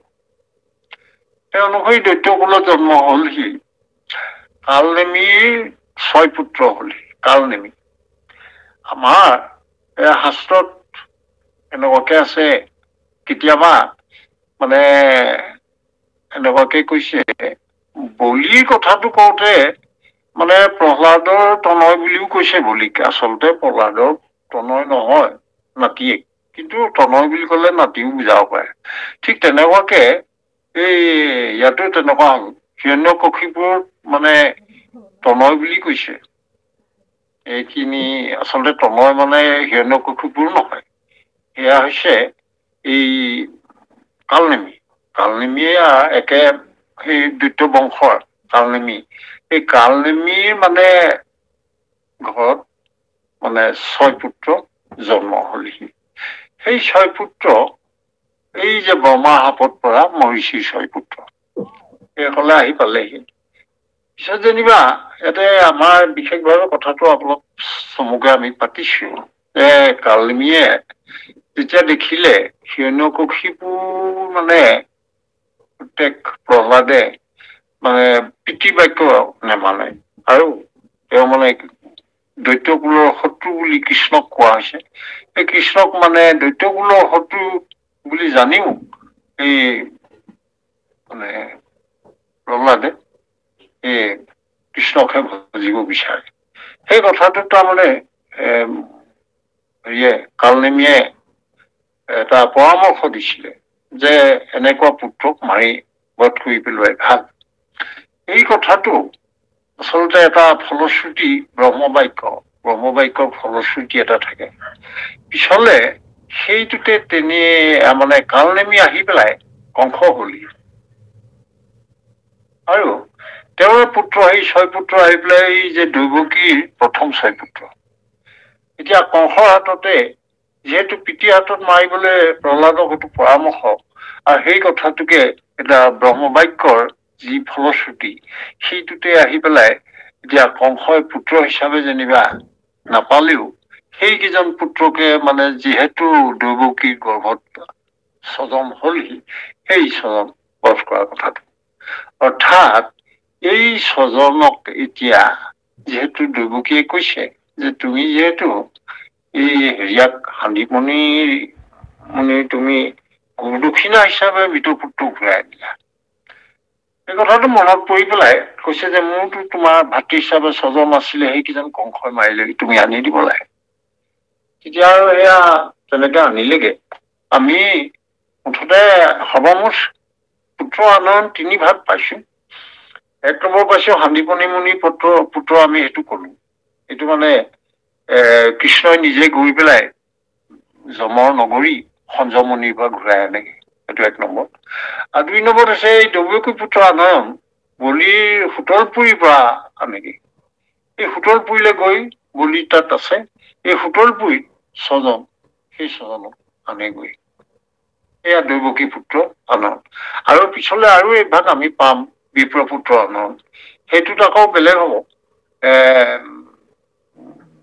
দ্বাৰকাবাসী বিপ্ৰ আছিলে এজন তেওঁ মানে এইজন বিপ্ৰই 10জন তেওঁৰ এই হ'ল এইটো পিছলে আমি পাম পিছতো যেনিবা তেনেকুৱাকে আমি পাম ইয়াতে এইখিনি আমি বৰ্তমান দৈৱকী পুত্ৰ আনয়নৰ কথাটো আমি এনেকে পালো দৈৱকী প্ৰাৰ্থী ভূমুত অনেক বিনয় আনি দিব তাহান মৃতক পুত্ৰ ছয় কৃষ্ণ বা পাগবা কৃষ্ণ হে ৰাম কৰি সম্ভৰ অৰ্জুনৰ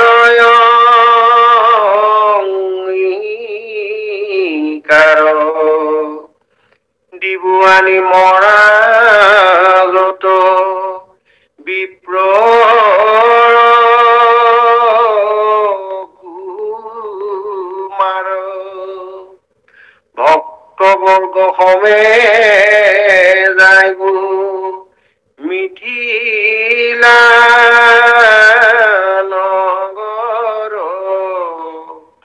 পৰম ভকত শ্ৰুত দেৱ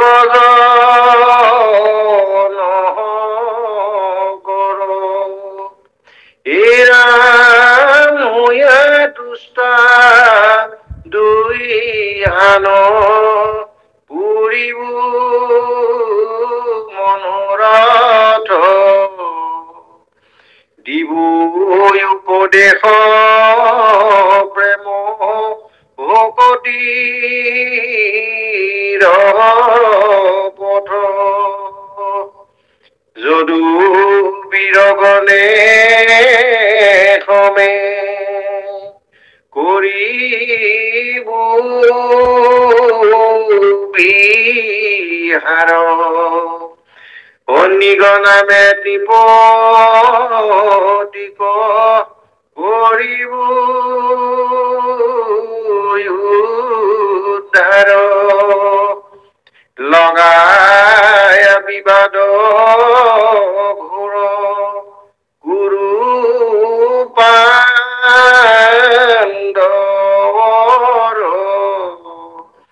ৰথৰ সাৰথি বাছে হৈ অৰ্জুনৰ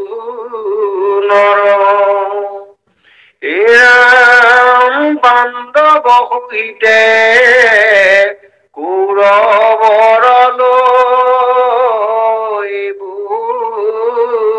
প্ৰাণ অষ্টাদশোহিনী কৰিব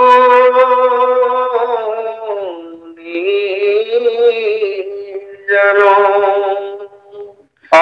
কৃষ্ণ এতিয়া ইয়াতে আকৌ এটা আমি যিহেতু পালো দৈৱকী পুত্ৰ আনন্দ পালো, তাৰপিছতে আছে বিপ্ৰ পুত্ৰ আনন্দৰ কথাটো কব।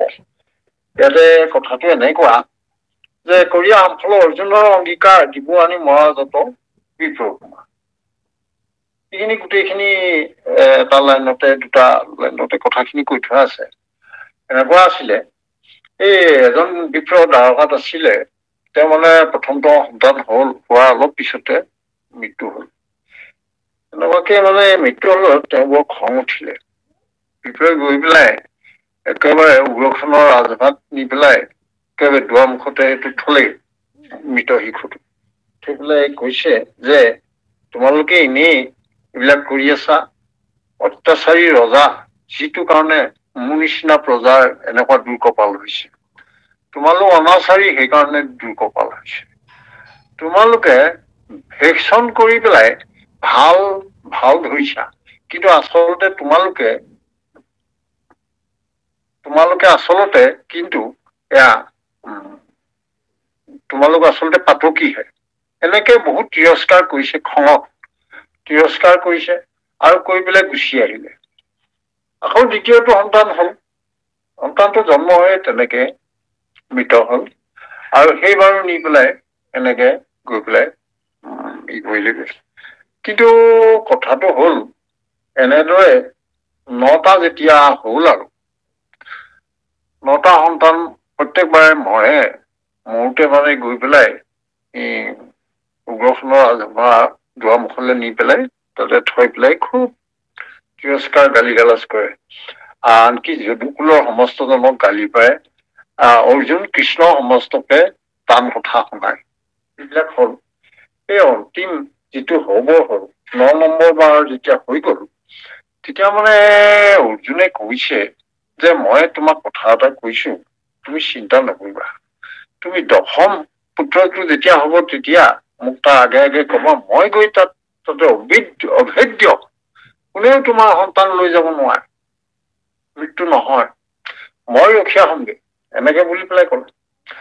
আৰু সেই ৰক্ষা হোৱা কথা দিয়াত কথা অনুসৰি অৰ্জুনে গৈ পেলাই খবৰ আগে আগে 10ম পুত্ৰটো বিপ্ৰ পত্নীৰ এতিয়া মানে চাৰিওফালে শৰেৰে একেবাৰে নিৰ্মাণ কৰিছে দুৰ্গৰ দৰে। তাৰ পৰা কোনো ওলাই যাব নোৱাৰে, তাত কোনো সোমাব নোৱাৰে, এনেকুৱা। তৎসত্বেও কিন্তু এয়া সন্তান ৰক্ষা কৰিব নোৱাৰিলে। তেতিয়া অৰ্জুনে অংগীকাৰ কৰি থৈছিলে, আৰু সেই অংগীকাৰ নোহোৱা কাৰণে অৰ্জুনৰ মানে তেওঁৰ নিজৰ ওপৰতে বিশ্বাস নোহোৱা হল, তেওঁ আনকি জন্ম অসাৰ্থক বুলি ভাবিলে। সেইকাৰণে তেওঁ এই যিটো অংগীকাৰ কৰিলে, সেই অংগীকাৰটো কৃষ্ণৰ হস্তক্ষেপত ৰক্ষা কৰিব লগা হল। আৰু কৃষ্ণই গৈ পেলাই এই একেবাৰে গৈ পোনে পোনে গৈ পেলাই দ্বাৰকাবাসী বিপ্ৰৰ এই 10জন পুত্ৰ একেবাৰে মহাকালপুৰত, যত নাৰায়ণ নিজে অৱস্থান কৰি আছে। অনেক যোজন যোৱাৰ পাছত প্ৰচণ্ড অন্ধকাৰ মাজেদি গতি কৰিছে আৰু গতি কৰোঁতে কৃষ্ণই দেখিছে অৰ্জুনক লগত লৈ গৈছে। কৃষ্ণ অৰ্জুন দুইজন গৈছে আৰু আগে আগে সুদৰ্শনে এয়া পোহৰ কৰি গৈছে। এনেকুৱাকে গৈ গৈ গৈ গৈ একেবাৰে নাৰায়ণৰ কাষ পাইছে। একেবাৰে অনাদি জলৰ মাজত সেয়া পাই পেলাই নাৰায়ণে তেতিয়া হাঁহি পেলাই কৈছে যে আচলতে তোমালোক অৰ্জুন আৰু শ্ৰীকৃষ্ণ এই দুজনক কৈছে যে তোমালোক নৰ আৰু নাৰায়ণ। পূৰ্বেও তোমালোকে অৱতাৰ লৈছা নৰ নাৰায়ণ ৰূপ হিচাপে। সেইটো অৱতাৰ তোমালোকে পূৰ্বে আগে তোমালোকে জন্ম লৈছা। এতিয়া মই এই বিপ্ৰৰ পুত্ৰসকলক লৈ আহিছিলো আৰু মই জানো যে তোমালোকে সেইসকলক বিচাৰি আহিবা আৰু তেতিয়া মই তোমালোকক দেখা দেখি হম। অৰ্থাৎ নাৰায়ণে কৈছে যে তোমালোক অৰ্জুন আৰু শ্ৰীকৃষ্ণ নৰ আৰু নাৰায়ণক লগ পাবৰ বাবেহে এই যিটো ৰচনাটো কৰিলে নাৰায়ণে, সেই কথাটোকে কৈছে। আৰু পিছত যেনিবা এই 10জন পুত্ৰক লৈ আনি বিপ্ৰ আৰু বিপ্ৰ পত্নীক জমা দিলে। এই গোটেই কথাখিনি ভাগৱতৰ কথা, সেইখিনি লীলাৰ ভিতৰৰ কথা। নাৰদৰ আগত তাৰমানে কৃষ্ণই কৈ আছে এইখিনিও হব এনেকুৱাকে। তাৰপিছত এইটো হল কৰি আমাৰ অৰ্জুনৰ অংগীকাৰ। মানে অৰ্জুনে যিটো অংগীকাৰ কৰিছিলে বিপ্ৰ পত্নীৰ আগত, যে মই বিপ্ৰৰ আগত কৰিছিলে যে মই আনি দিম পুত্ৰ, সেয়া কৃষ্ণৰ নোহোৱা হলে অৰ্জুনে অকলে নোৱাৰে। কিন্তু কৃষ্ণৰ সহযোগত সেয়া অৰ্জুনে দুইজনে গৈ 10জন পুত্ৰ ঘূৰাই আনিলে। আমি পুত্ৰ আনয়নৰ কথা সেইকাৰণে কৈছিলো, প্ৰথম আমি পালো এয়া সঞ্জমণি অৰ্থাৎ যমৰ নগৰীৰ পৰা সন্দীপনী মুনিৰ পুত্ৰ আমি পালো। আৰু দ্বিতীয়টো পালো দেৱকী পুত্ৰ 6জন সুতলপুৰী বলিৰ তাৰ পৰা আনিলেগৈ, সেয়া দেৱকী পুত্ৰ আনয়ন 6জন। আৰু সদৌ আমি বিপ্ৰপুত্ৰ আনয়ন এয়া 10জন পালো। দ্বাৰকাবাসী বিপ্ৰ আছিলে তেওঁ। একেবাৰে কৃষ্ণ আৰু অৰ্জুনে গৈ কালপুৰৰ পৰা মহাকালপুৰৰ পৰা লৈ আহিলেগৈ, এয়া আনি পেলাই বিপ্ৰ পত্নীক এই 10জন দিলেহি। এইখিনি কথা আমি পালো। এতিয়া আমাৰ পিছৰ খিনিলৈ আহিছো। বৰ ঘনকৈ ইয়াত কথাবিলাক আছে। ভক্ত বৰ্গ সমেত যায়বোৰ মিথিলা নগৰ, কৰ্ম ভকত শ্ৰুতদেৱ জনক। কিন্তু আমি এটা কথাটো পাতিছো, জনক মিথিলাৰ আছিলে। মিথিলাৰ জনক আচলতে শব্দটো এটা পদবী বুজায়। জনক শব্দটোৱে, জনক মানে ৰজাস্থানীয়। এতিয়া মনুষ্যৰ মাজৰ যিজন নেতা সেইজন গণেশ।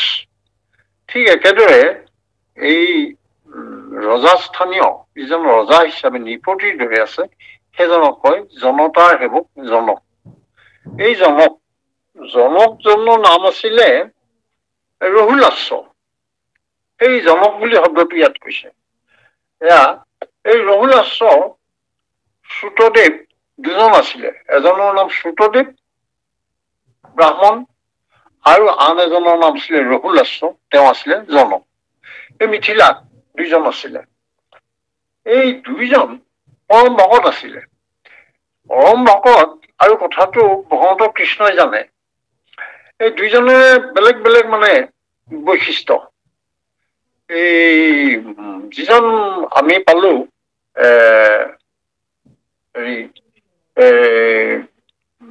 জনক ৰঘুলাস্য, তেওঁৰ বৈশিষ্ট্যটো হল কি, তেওঁ মানুহক তেওঁৰ প্ৰজাবোৰক কয় তোমালোকে মোক ৰজা বুলি নকবা, মোক কৃষ্ণৰ দাস বুলি কবা।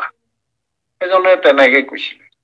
অৰ্থাৎ প্ৰভু অবিহনে মোৰ একো অস্তিত্ব নাই।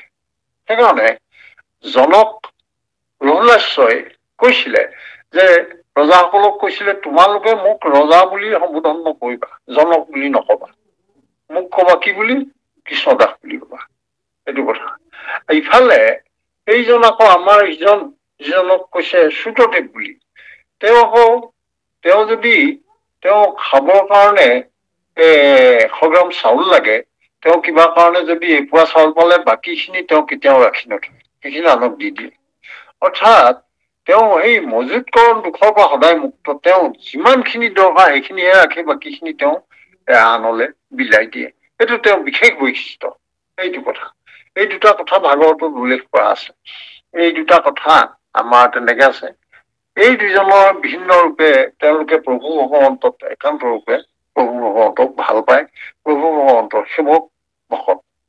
এদিন কৃষ্ণই মনে মনে ভাবি আছে যে মই মানে এই জনক হিচাপে থকা ৰঘুৰাজ আৰু ওচৰতে আছে শ্ৰুতদেৱ, এই দুইজনৰ ঘৰলৈ যাব লাগিছিল। তালৈ গৈ চাগে বৰ ভাল লাগিব। আমি এতিয়া এই পাঠতেই এই তৃতীয় ভাগ কথা পালো, ভকত আৰু ভগৱন্তৰ সম্পৰ্কৰ পোনপটীয়া কথাটো। মানে ভগৱন্তই ভাবিছে যে মই ভকতৰ ঘৰলৈ যাওঁ। সেই অনুসৰি হেৰিয়াক কলে,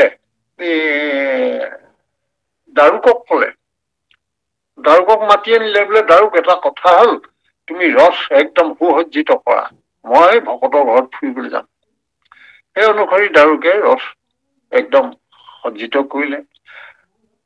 সজ্জিত কৰি পেলাই প্ৰভু ভগৱন্তৰ মুখামুখি, প্ৰভু ভগৱন্ত এফালে বহিছে, মুখামুখিকে ৰথত আকৌ এই ঋষিসকল বহিছে, নাৰদো আছে তাতে, আৰু নাৰদৰ লগত আছে এই অত্ৰি ঋষিও আছে, ব্যাসো আছে বোলে, পৰশুৰাম, বৃহস্পতি, মৈত্ৰেয়, এই গোটেই সকলো আছে।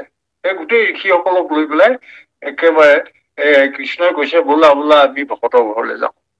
এনেকে গৈ পেলাই যেতিয়া গৈ আছে আৰু গৈ পেলাই যেতিয়া মিথিলা পাবহওঁতে এতিয়া ভগৱন্তৰ অলপ অলপ চিন্তা হৈছে যে কেনেবাকে যদি প্ৰথমে ইয়াৰ শ্ৰুতদেৱৰ ঘৰলৈ গ'ল, এতিয়া ৰঘুৰাজ জনকে বেয়া পাব। আকৌ জনকৰ ঘৰলৈ প্ৰথমে গলে ইফালে আকৌ শ্ৰুতদেৱে কথাটো দুখ পাব পাৰে। ভকতেনো দুখ কেলে পাব লাগে? সেইকাৰণে প্ৰভু ভগৱন্তে এক কাম কৰিলে, প্ৰত্যেককে দুজন দুজন কৰিলে। প্ৰভুৱে নিজে দুজন হল, নাৰদ দুজন হল, বৃহস্পতি দুজন, মৈত্ৰেয় দুজন, পৰশুৰাম দুজন, নাৰদ দুজন, বামদেৱ দুজন, অত্ৰি দুজন, ব্যাস দুজন, এনেকুৱাকে চব দুজন দুজন হল। এতিয়া কোনেও গম নোপোৱাকে এটা দল গলগৈ এই জনক ৰঘুৰাজৰ ঘৰলৈ, আৰু এই এটা দল গলগৈ এয়া মানে হেৰিয়াৰ ঘৰলৈ, শ্ৰুতদেৱৰ ঘৰলৈ গ'ল। আৰু এই ভকতৰ ঘৰত প্ৰভুৱে হেঁপাহ ফুৰাই পেলাই কিছুদিন তাতে থাকিলে। শ্ৰুতদেৱৰ ঘৰতো থাকিলে আটাইকেইজন, প্ৰভুৱে লগতে লৈ যোৱা গোটেই কেইজন ঋষি নাৰদ গোটেই সকলো আৰু তাতে থাকিলে। আৰু একেদৰে সমান দিন এই জনক ৰঘুৰাজৰ ঘৰতো থাকিলে। অৰ্থাৎ কিছুদিন তাত থাকি মেলি আনন্দ কৰি মনৰ ভগৱন্তৰ তেওঁ হেঁপাহ পলোৱাই ভকতৰ ঘৰত থাকিলে, থাকি পেলাই ঘূৰি আহিলে। এই কথাটোকে বৰ সহজ ভাৱে কোৱা আছে যে পৰম ভক্ত বৰ্ণ অসমে যায় মিথিলা নগৰ, এই যিসকল ঋষি সেইসকলো ভগৱন্তক ভাল পায়, সেইসকলে ভগৱন্তৰ উপাসনা কৰে, ভগৱন্তক শৰণ প্ৰাৰ্থী তেওঁ। সেইকাৰণে সেইসকলক লৈ পেলাই গোটেইখিনি ভকতৰ ঘৰলৈ গ'ল। ভকতৰ ঘৰত দুসাঁজ থাকিলেগে, খালেগে, তেনেকুৱাকে তাতে থাকি মেলি আনন্দ কৰি আহিলে। ইয়াতে মানে এই তৃতীয়টো ঘটনা আমি পালো, এনেকুৱাকে দেখুৱাইছে যে প্ৰভুৱে ভকতৰ সংগটো প্ৰভুৰ বাবে প্ৰভুৱে সেইটো তেওঁ আনন্দ, প্ৰভুৰ বাবে সেয়া তেওঁ সেয়া আকাংক্ষিত। প্ৰভুৰ লীলাৰ মাজত প্ৰভুৱে সদায় ভকতক বিচাৰে, আৰু সেই লীলা ভকতৰ সহায়ত তাৰমানে প্ৰকাশো কৰে, আৰু ভকতৰ জৰিয়তে তেওঁৰ গুণগানো প্ৰকাশ হব, আৰু ভকতৰ আগতে কৰিব, আৰু ভকতক কৃপা কৰিবৰ কাৰণেই প্ৰভু সকলো সময়তে তেওঁ ব্যস্ত। এই কথাটো আমাৰ পৰম ভকত শ্ৰুতদেৱ জনকৰ সেই কথাটো আমাক কলে। ফুয়া তৃষ্ণা দুইহানো পুৰিব মনোৰথ, দিব উপদেশো প্ৰেম ভকতিৰ পথ। প্ৰেম ভকতিৰ কথা তাত সেইকেইদিন থকা সময়ত সেয়াকে পাতিব আৰু ঈশ্বৰৰ কথা পাতিব, প্ৰেম ভগৱতী কথা পাতিব। যদুবীৰ তাৰপিছত আকৌ অন্য আজি ঘটনালৈ আহিলে এইবাৰ। এইটো আকৌ কথাটো এনেকুৱা, এইটো বাক্যটো এনেকে আছে, যদুবীৰ বন সমে কৰিব বিহাৰ। মানে এদিন যদুবীৰসকলক লৈ মানে এয়া ফুৰি আছে আৰু, কৃষ্ণও আছে আৰু যদুবীৰসকলো আছে, সেইসকলে আছে। ফুৰি থাকোতে তেওঁলোকে এই গাঁত এটিত তাৰমানে দুজনমান যদুবীয়ে দেখিলে কিবা এটি পৰি আছে।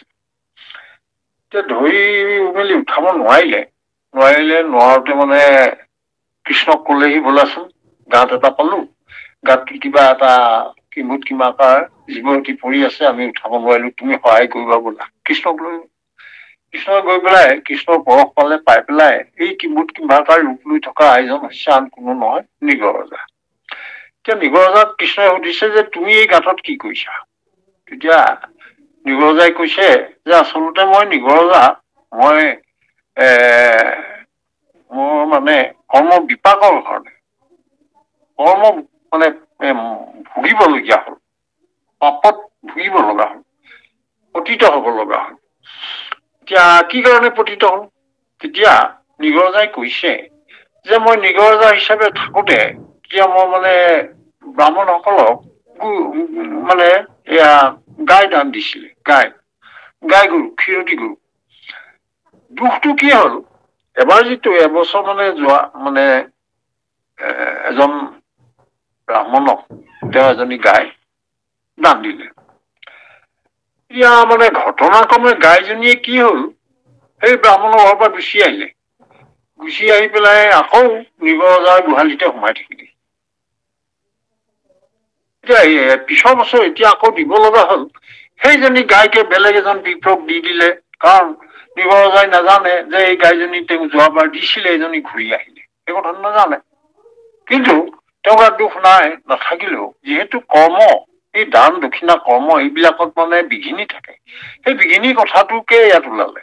অৰ্থাৎ এই বিঘিনি হৈ গ'ল, ভুল হৈ গ'ল।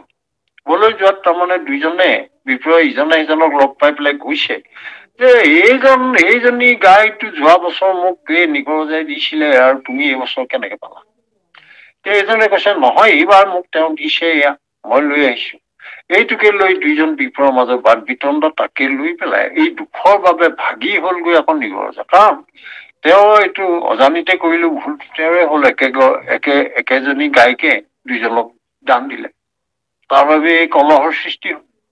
সেইটোকে লৈ পেলাই তেওঁ পাপত পতিত হৈ পেলাই তেওঁ নৰকলৈ যাব লগা হ'ল।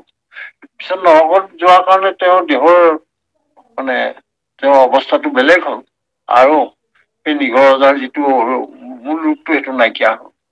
তেতিয়া হেৰিয়ে কলে যে তুমি বৰ ডাঙৰ দুখ নাছিলে, কিন্তু তুমি যে দুখ কৰিলা, সেইটো দুখৰ পৰা তুমি এইটো ভুগিব লাগিব।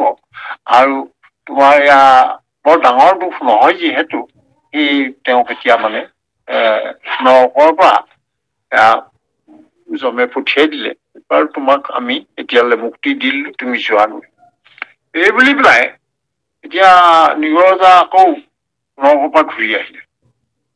নৰকৰ পৰা ঘূৰি আহিলে তেওঁৰ চেহেৰা পাতি বেলেগ হ'ল, দেখিবলৈ ভাল নোহোৱা হ'ল।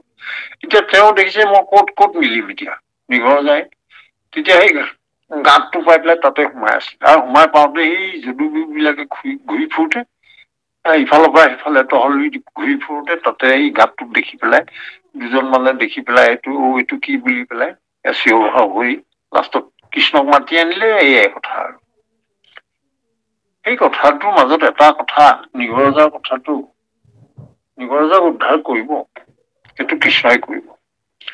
কথাটো হৈছে যে কৰ্ম মাৰ্গৰ মাজত অনেক বিঘিনি যিটো নিগৰ ৰজাৰ জৰিয়তে প্ৰকাশ কৰা হয়। যিটো দান দিছিলে গৰুজনী, এইটো আচলতে নিগৰ ৰজাই ইচ্ছা কৰি কেতিয়াও দিয়া নাছিলে দ্বিতীয়বাৰ। তেওঁ নজনাৰ কাৰণে গৰুজনীয়ে আহি পেলাই দ্বিতীয়বাৰ তেওঁ গোহালিত সোমালে, এতিয়া সেইজনীকে আকৌ দ্বিতীয় জনম দিলে। এইটো দুখ হৈছে হয়, কিন্তু এইটো অজানিতে হোৱা দুখ। কিন্তু অজানিতে হলেও এইয়া কৰ্ম মাৰ্গৰ সমস্ত কৰ্মতে বিঘিনি তেনেকে আহে, অজানিতে বিঘিনি আহে। সেই বিঘিনি অহা কথাটো প্ৰকাশ কৰিবলৈ গৈ নিগৰ ৰজাৰ কথাটো মানে আমাৰ ভকতৰ মাজত আলোচনাযোগ্য কথা হৈ পৰিল। অৰ্থাৎ কৰ্মৰ মাৰ্গৰ সমস্ত কৰ্মতে বিঘিনি শূন্য কৰাটো বৰ টান। এইটো এই নিগৰ নামৰ নিপুতিৰ কাহিনীটোৰ যোগেদি হ'ল। তাৰপিছত কৈছে লগাই বিবাদৰ ঘৰৰ কোন বান্ধৱ ৰথৰ সাৰথি পাছে হৈ গ'লজন। এইটো আৰু পিছত কুৰুক্ষেত্ৰ যুদ্ধও হ'ব। কুৰুক্ষেত্ৰ যুদ্ধৰ মূলতে হ'ব কৌৰৱৰ এয়া মানে সৰ্বগ্ৰাসী তেওঁলোকৰ মনৰ অৱস্থা, তেওঁলোকৰ পৰম স্বাৰ্থ আৰু তেওঁলোকৰ যিটো হিংসা ভাৱ, সেইটো কাৰণে মানে এই যুদ্ধখন হ'ব। আৰু মই ধৰ্মপক্ষত থাকি পেলাই অৰ্জুনৰ ফালে থাকিম আৰু পিছত কৌৰৱৰ তেওঁলোকৰ সেই দুষ্ট কৰ্ম আৰু তেওঁলোকৰ হিংসাপৰায়ণ স্বভাৱৰ বাবে তেওঁলোকে শাস্তি পাব, এই কথাটো ক'লে। আৰু তাতে অষ্টাদশ অক্ষৌহিনী কৰিব নিজান। কুৰুক্ষেত্ৰ যুদ্ধত সেই অক্ষৌহিনী সেনাৰ কথাটো আছে যে এইখিনিয়ে কৃষ্ণই এফালে থাকিব, এফালে অষ্টাদশ অক্ষৌহিনী দিব। এতিয়া দুৰ্যোধনে ক'লে মোক এই অষ্টাদশ দি দিলেই হ'ব, অষ্টাদশ অক্ষৌহিনী। পিছে এইখিনিকে যেনিবা প্ৰভু ভগৱন্তই এইটো লীলাহে কৰিছিলে। অৰ্জুন বা পাণ্ডৱৰ ফালে থাকিলে কৃষ্ণ আৰু কৌৰৱৰ ফালে থাকিলে অষ্টাদশ অক্ষৌহিনী। কিন্তু অষ্টাদশ অক্ষৌহিনী কামত নাহিলে। প্ৰভু ভগৱন্তৰ ওচৰত সেইবিলাকে একো গুৰুত্ব নাপালে, সেইবিলাকো সমস্ত নিপাত গ'ল। সেই কথাটো আমাৰ ইয়াতে কৈছে। আমি যিমান পাৰো এই কথাখিনি অলপ চমুকে ক'বলগীয়া হৈছে, কাৰণ ইয়াতে এটা এটা বাক্যত যথেষ্টখিনি কথা সোমাই আছে আৰু আগবঢ়াবলৈ অকমান সেইকাৰণে সময় লাগিছে। বাৰু যি কি নহওক, আমাৰ শ্ৰদ্ধাৰ বৰাবত আপুনি এবাৰ মান চাওক আগবাঢ়ি। ৰাম মোৰ দিব্য ৰূপ দেখি লাগিবে ধ্যান, মুখ পংকজক নেত্ৰে কৰিবে পান, সেই বেলা কাটিবে অৰ্জুন হৰে, মোহৰ অপমান ৰূপ পাইবনি ৰন্তৰে, অনেক জন্মৰ দুৰ্বাসনা কৰি ক্ষয়, অমহাসুখে যাইব চলি বৈকুণ্ঠ নিলয়, কৌৰৱক মাৰি পাণ্ডৱক দিবুৰাজ, পৃথিৱীৰ ভাৰ খন্দি সংকলি কাজ, এই মতে কৰি যত লীলাম ঈশ্বৰ, থাকিব দ্বাৰকাত অনেক বৎসৰ, নিজ যশ গুণ থৈব পৃথিৱীত ভৰি, তাক শুনি যাইবে লোক সংসাৰ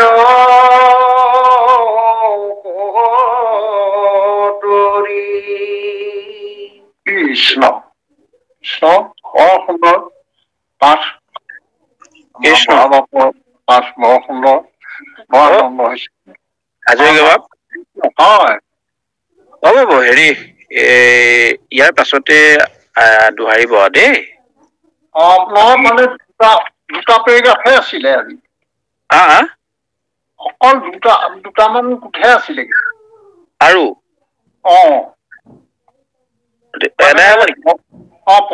আদায় নহয় আৰু 2 সপ্তাহ লাগিব। নহয় পদৰ অংশটো শেষ হ'ব। পদৰ অংশ ভাগ ন?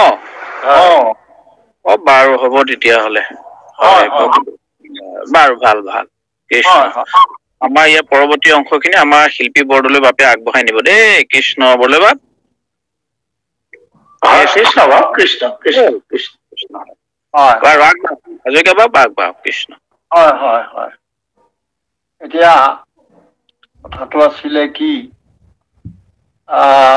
মূৰৰ দিব্য ৰূপত দেখি লাগিব ধ্যান এই যে কুৰুক্ষেত্ৰ যুদ্ধ হল কুৰুক্ষেত্ৰ যুদ্ধত অৰ্জুনে ইমান হেলাঙে জিকিলে কেলে ইয়াৰে কথা এটি কৃষ্ণই কৈছে যে কি অৰ্জুনৰ ৰথসাৰথী কৃষ্ণ আছিলে শত্ৰুপক্ষই অৰ্জুনৰ মুখামুখি হওঁতে কৃষ্ণলৈ চকু পৰে শত্ৰুৱে যেতিয়া কৃষ্ণৰ মুখখন দেখে কৃষ্ণৰ মুখখন দেখি চব ভুল যায় মানে কৃষ্ণৰ মুখপংকজক যেতিয়া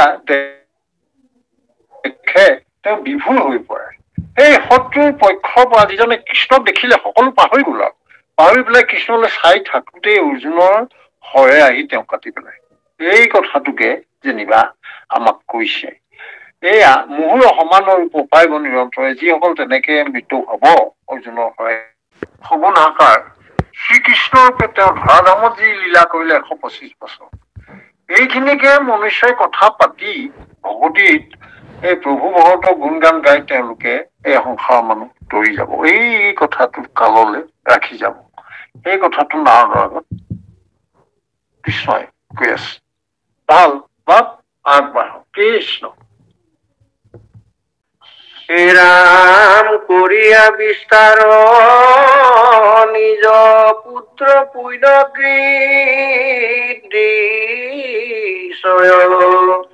অ গংগাক কৰিব তুষ্ট জানা মহাশয়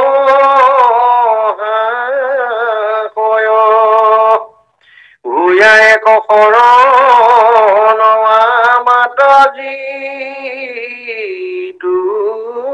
জন কুলিৰ যুগত কৰি শ্ৰৱণ কীৰ্তন এৰামেতে কতে মহাপাপী চাণ্ডাল পৰ্যন্তে এৰাম বৈকুণ্ঠক পাইবে জানা সংসাৰ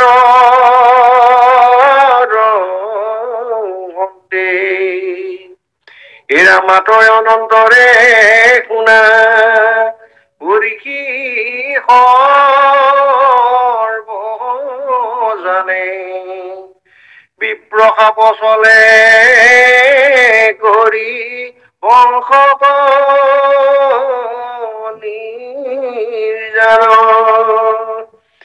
ৰাম নিজৰ ৰূপে বৈকুণ্ঠক কৰিব প্ৰয়াণ এই ৰূপে আমাক দেখিবা বিদ্যমান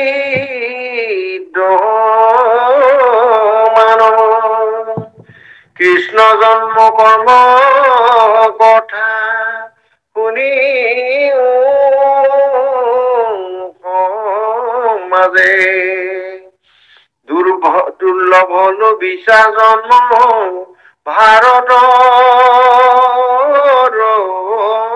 মাজে কৃষ্ণ কৃষ্ণ এতিয়া এটা কৈছে প্ৰভু ভগৱন্তই কৈছে যে মোৰ যি কীৰ্তিচয় মোৰ যশ গুণ মই সংসাৰৰ মানুহৰ কাৰণে এৰি থৈ যাম জগতৰ মানুহৰ কাৰণে এৰি থৈ যাম সেইসকলে মোৰ গুণ গান এয়া লীলাবোৰ কথন মথন কৰিব তাৰ ফলত তেওঁলোকৰ পাপসমূহ নাইকিয়া হব তেওঁলোকে পৰম পদ পাব আমাৰ সকলোৱে গংগাক পবিত্ৰ বুলি কৈছে ইয়াৰ কাৰণটো হল কি প্ৰভু ভগৱন্তৰ স্পৰ্শ পাই পেলাই গংগাৰ উৎপত্তি সেই অবাহী হৈছে যিটো কাৰণে গংগাক পবিত্ৰ বুলি কৈছে এই কথাটো ইয়াতে আছে এই মতে লীলা মনুষ্য গংগাক অকৰি তুষ্য জানা মহাশয় অৰ্থাৎ হৰিৰ স্পৰ্শ লগাৰ কাৰণে গংগা পবিত্ৰ হৈছে এই কথাটো প্ৰকাশ কৰিছে আৰু কৈছে কলিযুগত শ্ৰৱণ কীৰ্তন একান্ত ধৰ্ম আৰু যি মনুষ্যই কলিযুগত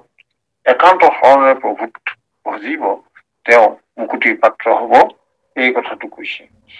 মহাপাপী চণ্ডাল হলেও তেওঁ সংসাৰৰ পৰা মুক্ত হৈ পেলাই বৈকুণ্ঠত স্থান পাব, এইখিনি কথা কলে।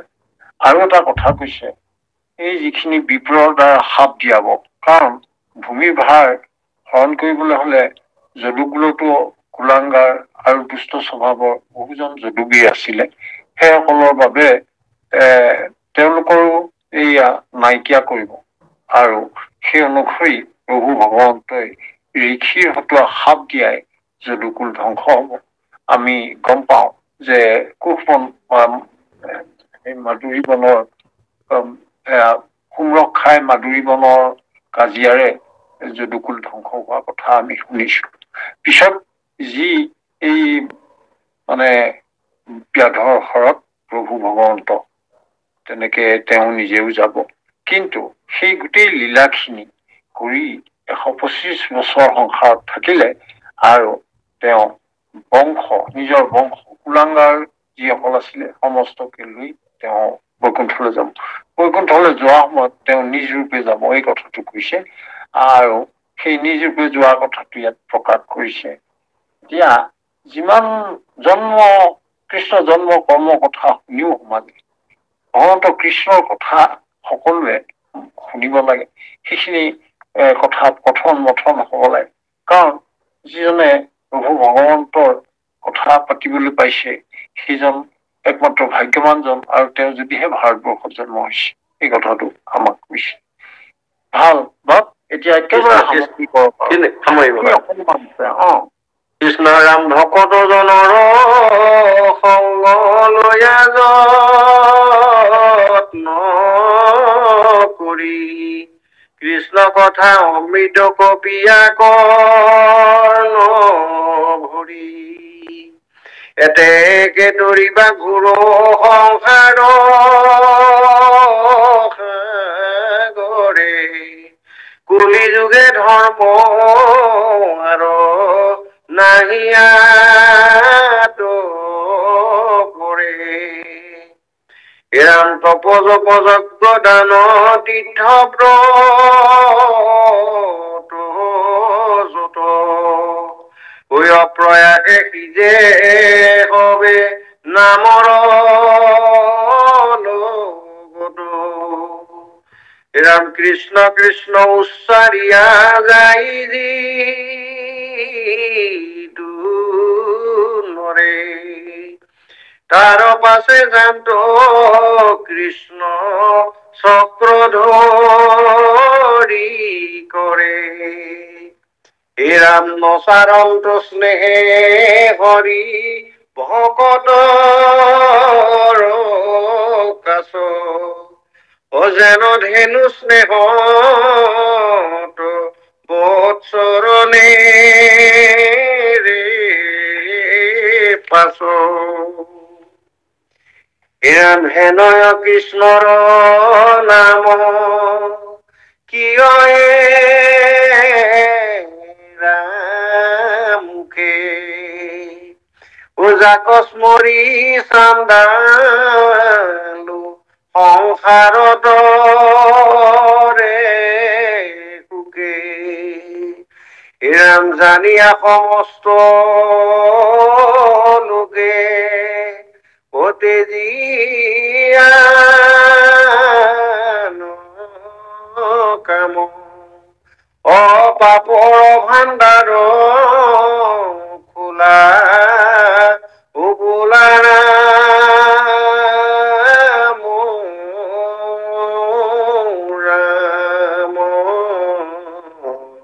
হৰি ৰাম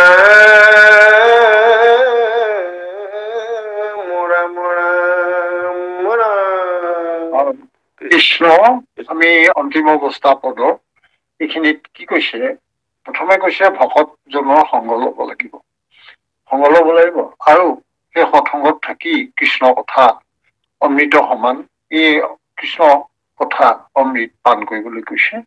এনেকৈ আমি কলিযুগত যদি পাৰ কৰিব পাৰো, ইয়াতকে আৰু আমাৰ শ্ৰেষ্ঠতম ধৰ্ম অন্য একো নাই। আছে যিসকল তপ জপ যজ্ঞ দান তীৰ্থ ব্ৰত যিমান আছে, এই গোটেইবিলাক নকৰিলেও হ'ব, কাৰণ নামে যি পুণ্য সাধন কৰিব পাৰে সেই নামে সেই পুণ্যৰ মাজত তপ জপ গোটেইখিনি সাঙুৰি লয়। অৰ্থাৎ তপ জপ যিখিনি যজ্ঞ দান তীৰ্থ ব্ৰত যিমানখিনি আছে তাৰ পৰা যিখিনি পুণ্য হ'ব পাৰে সেইখিনি গোটেইখিনি নামে সাঙুৰি লৈছে। অৰ্থাৎ এইসকল নামৰ কিংকৰহে। সেইফালৰ পৰা নাম ললে মানে সমস্ত সাধন কৰা হ'ব, এই কথাটো আমাক স্পষ্ট কৰি কৈছে। আৰু এটা কথা কলে যে কৃষ্ণ কৃষ্ণ উচ্চাৰিয়া যায় যিটো নৰে তাৰ পাছে জান্ত কৃষ্ণ চক্ৰ ধৰি কয়। যেনে কৃষ্ণ কৃষ্ণ বুলি প্ৰভু ভগৱন্তক একান্ত শৰণে ল'ব পাৰিছে, সেইজনৰ কাষত কৃষ্ণ ওচৰে পাজৰে থাকে। আৰু যেনেকে জন্মমতে বৎসৱ পালে সেই কথাটো তামোল পোৱালিটোৰ লগে লগে গাই গৰুজনীয়ে ঘূৰি ফুৰে, ঠিক তেনেকুৱাকে সেই প্ৰেম ভাৱ প্ৰভু ভগৱন্তই নিজে ভকতৰ লগত সকলো সময়ত থাকি ভকতক ৰক্ষা কৰে, এই কথাখিনি কলে।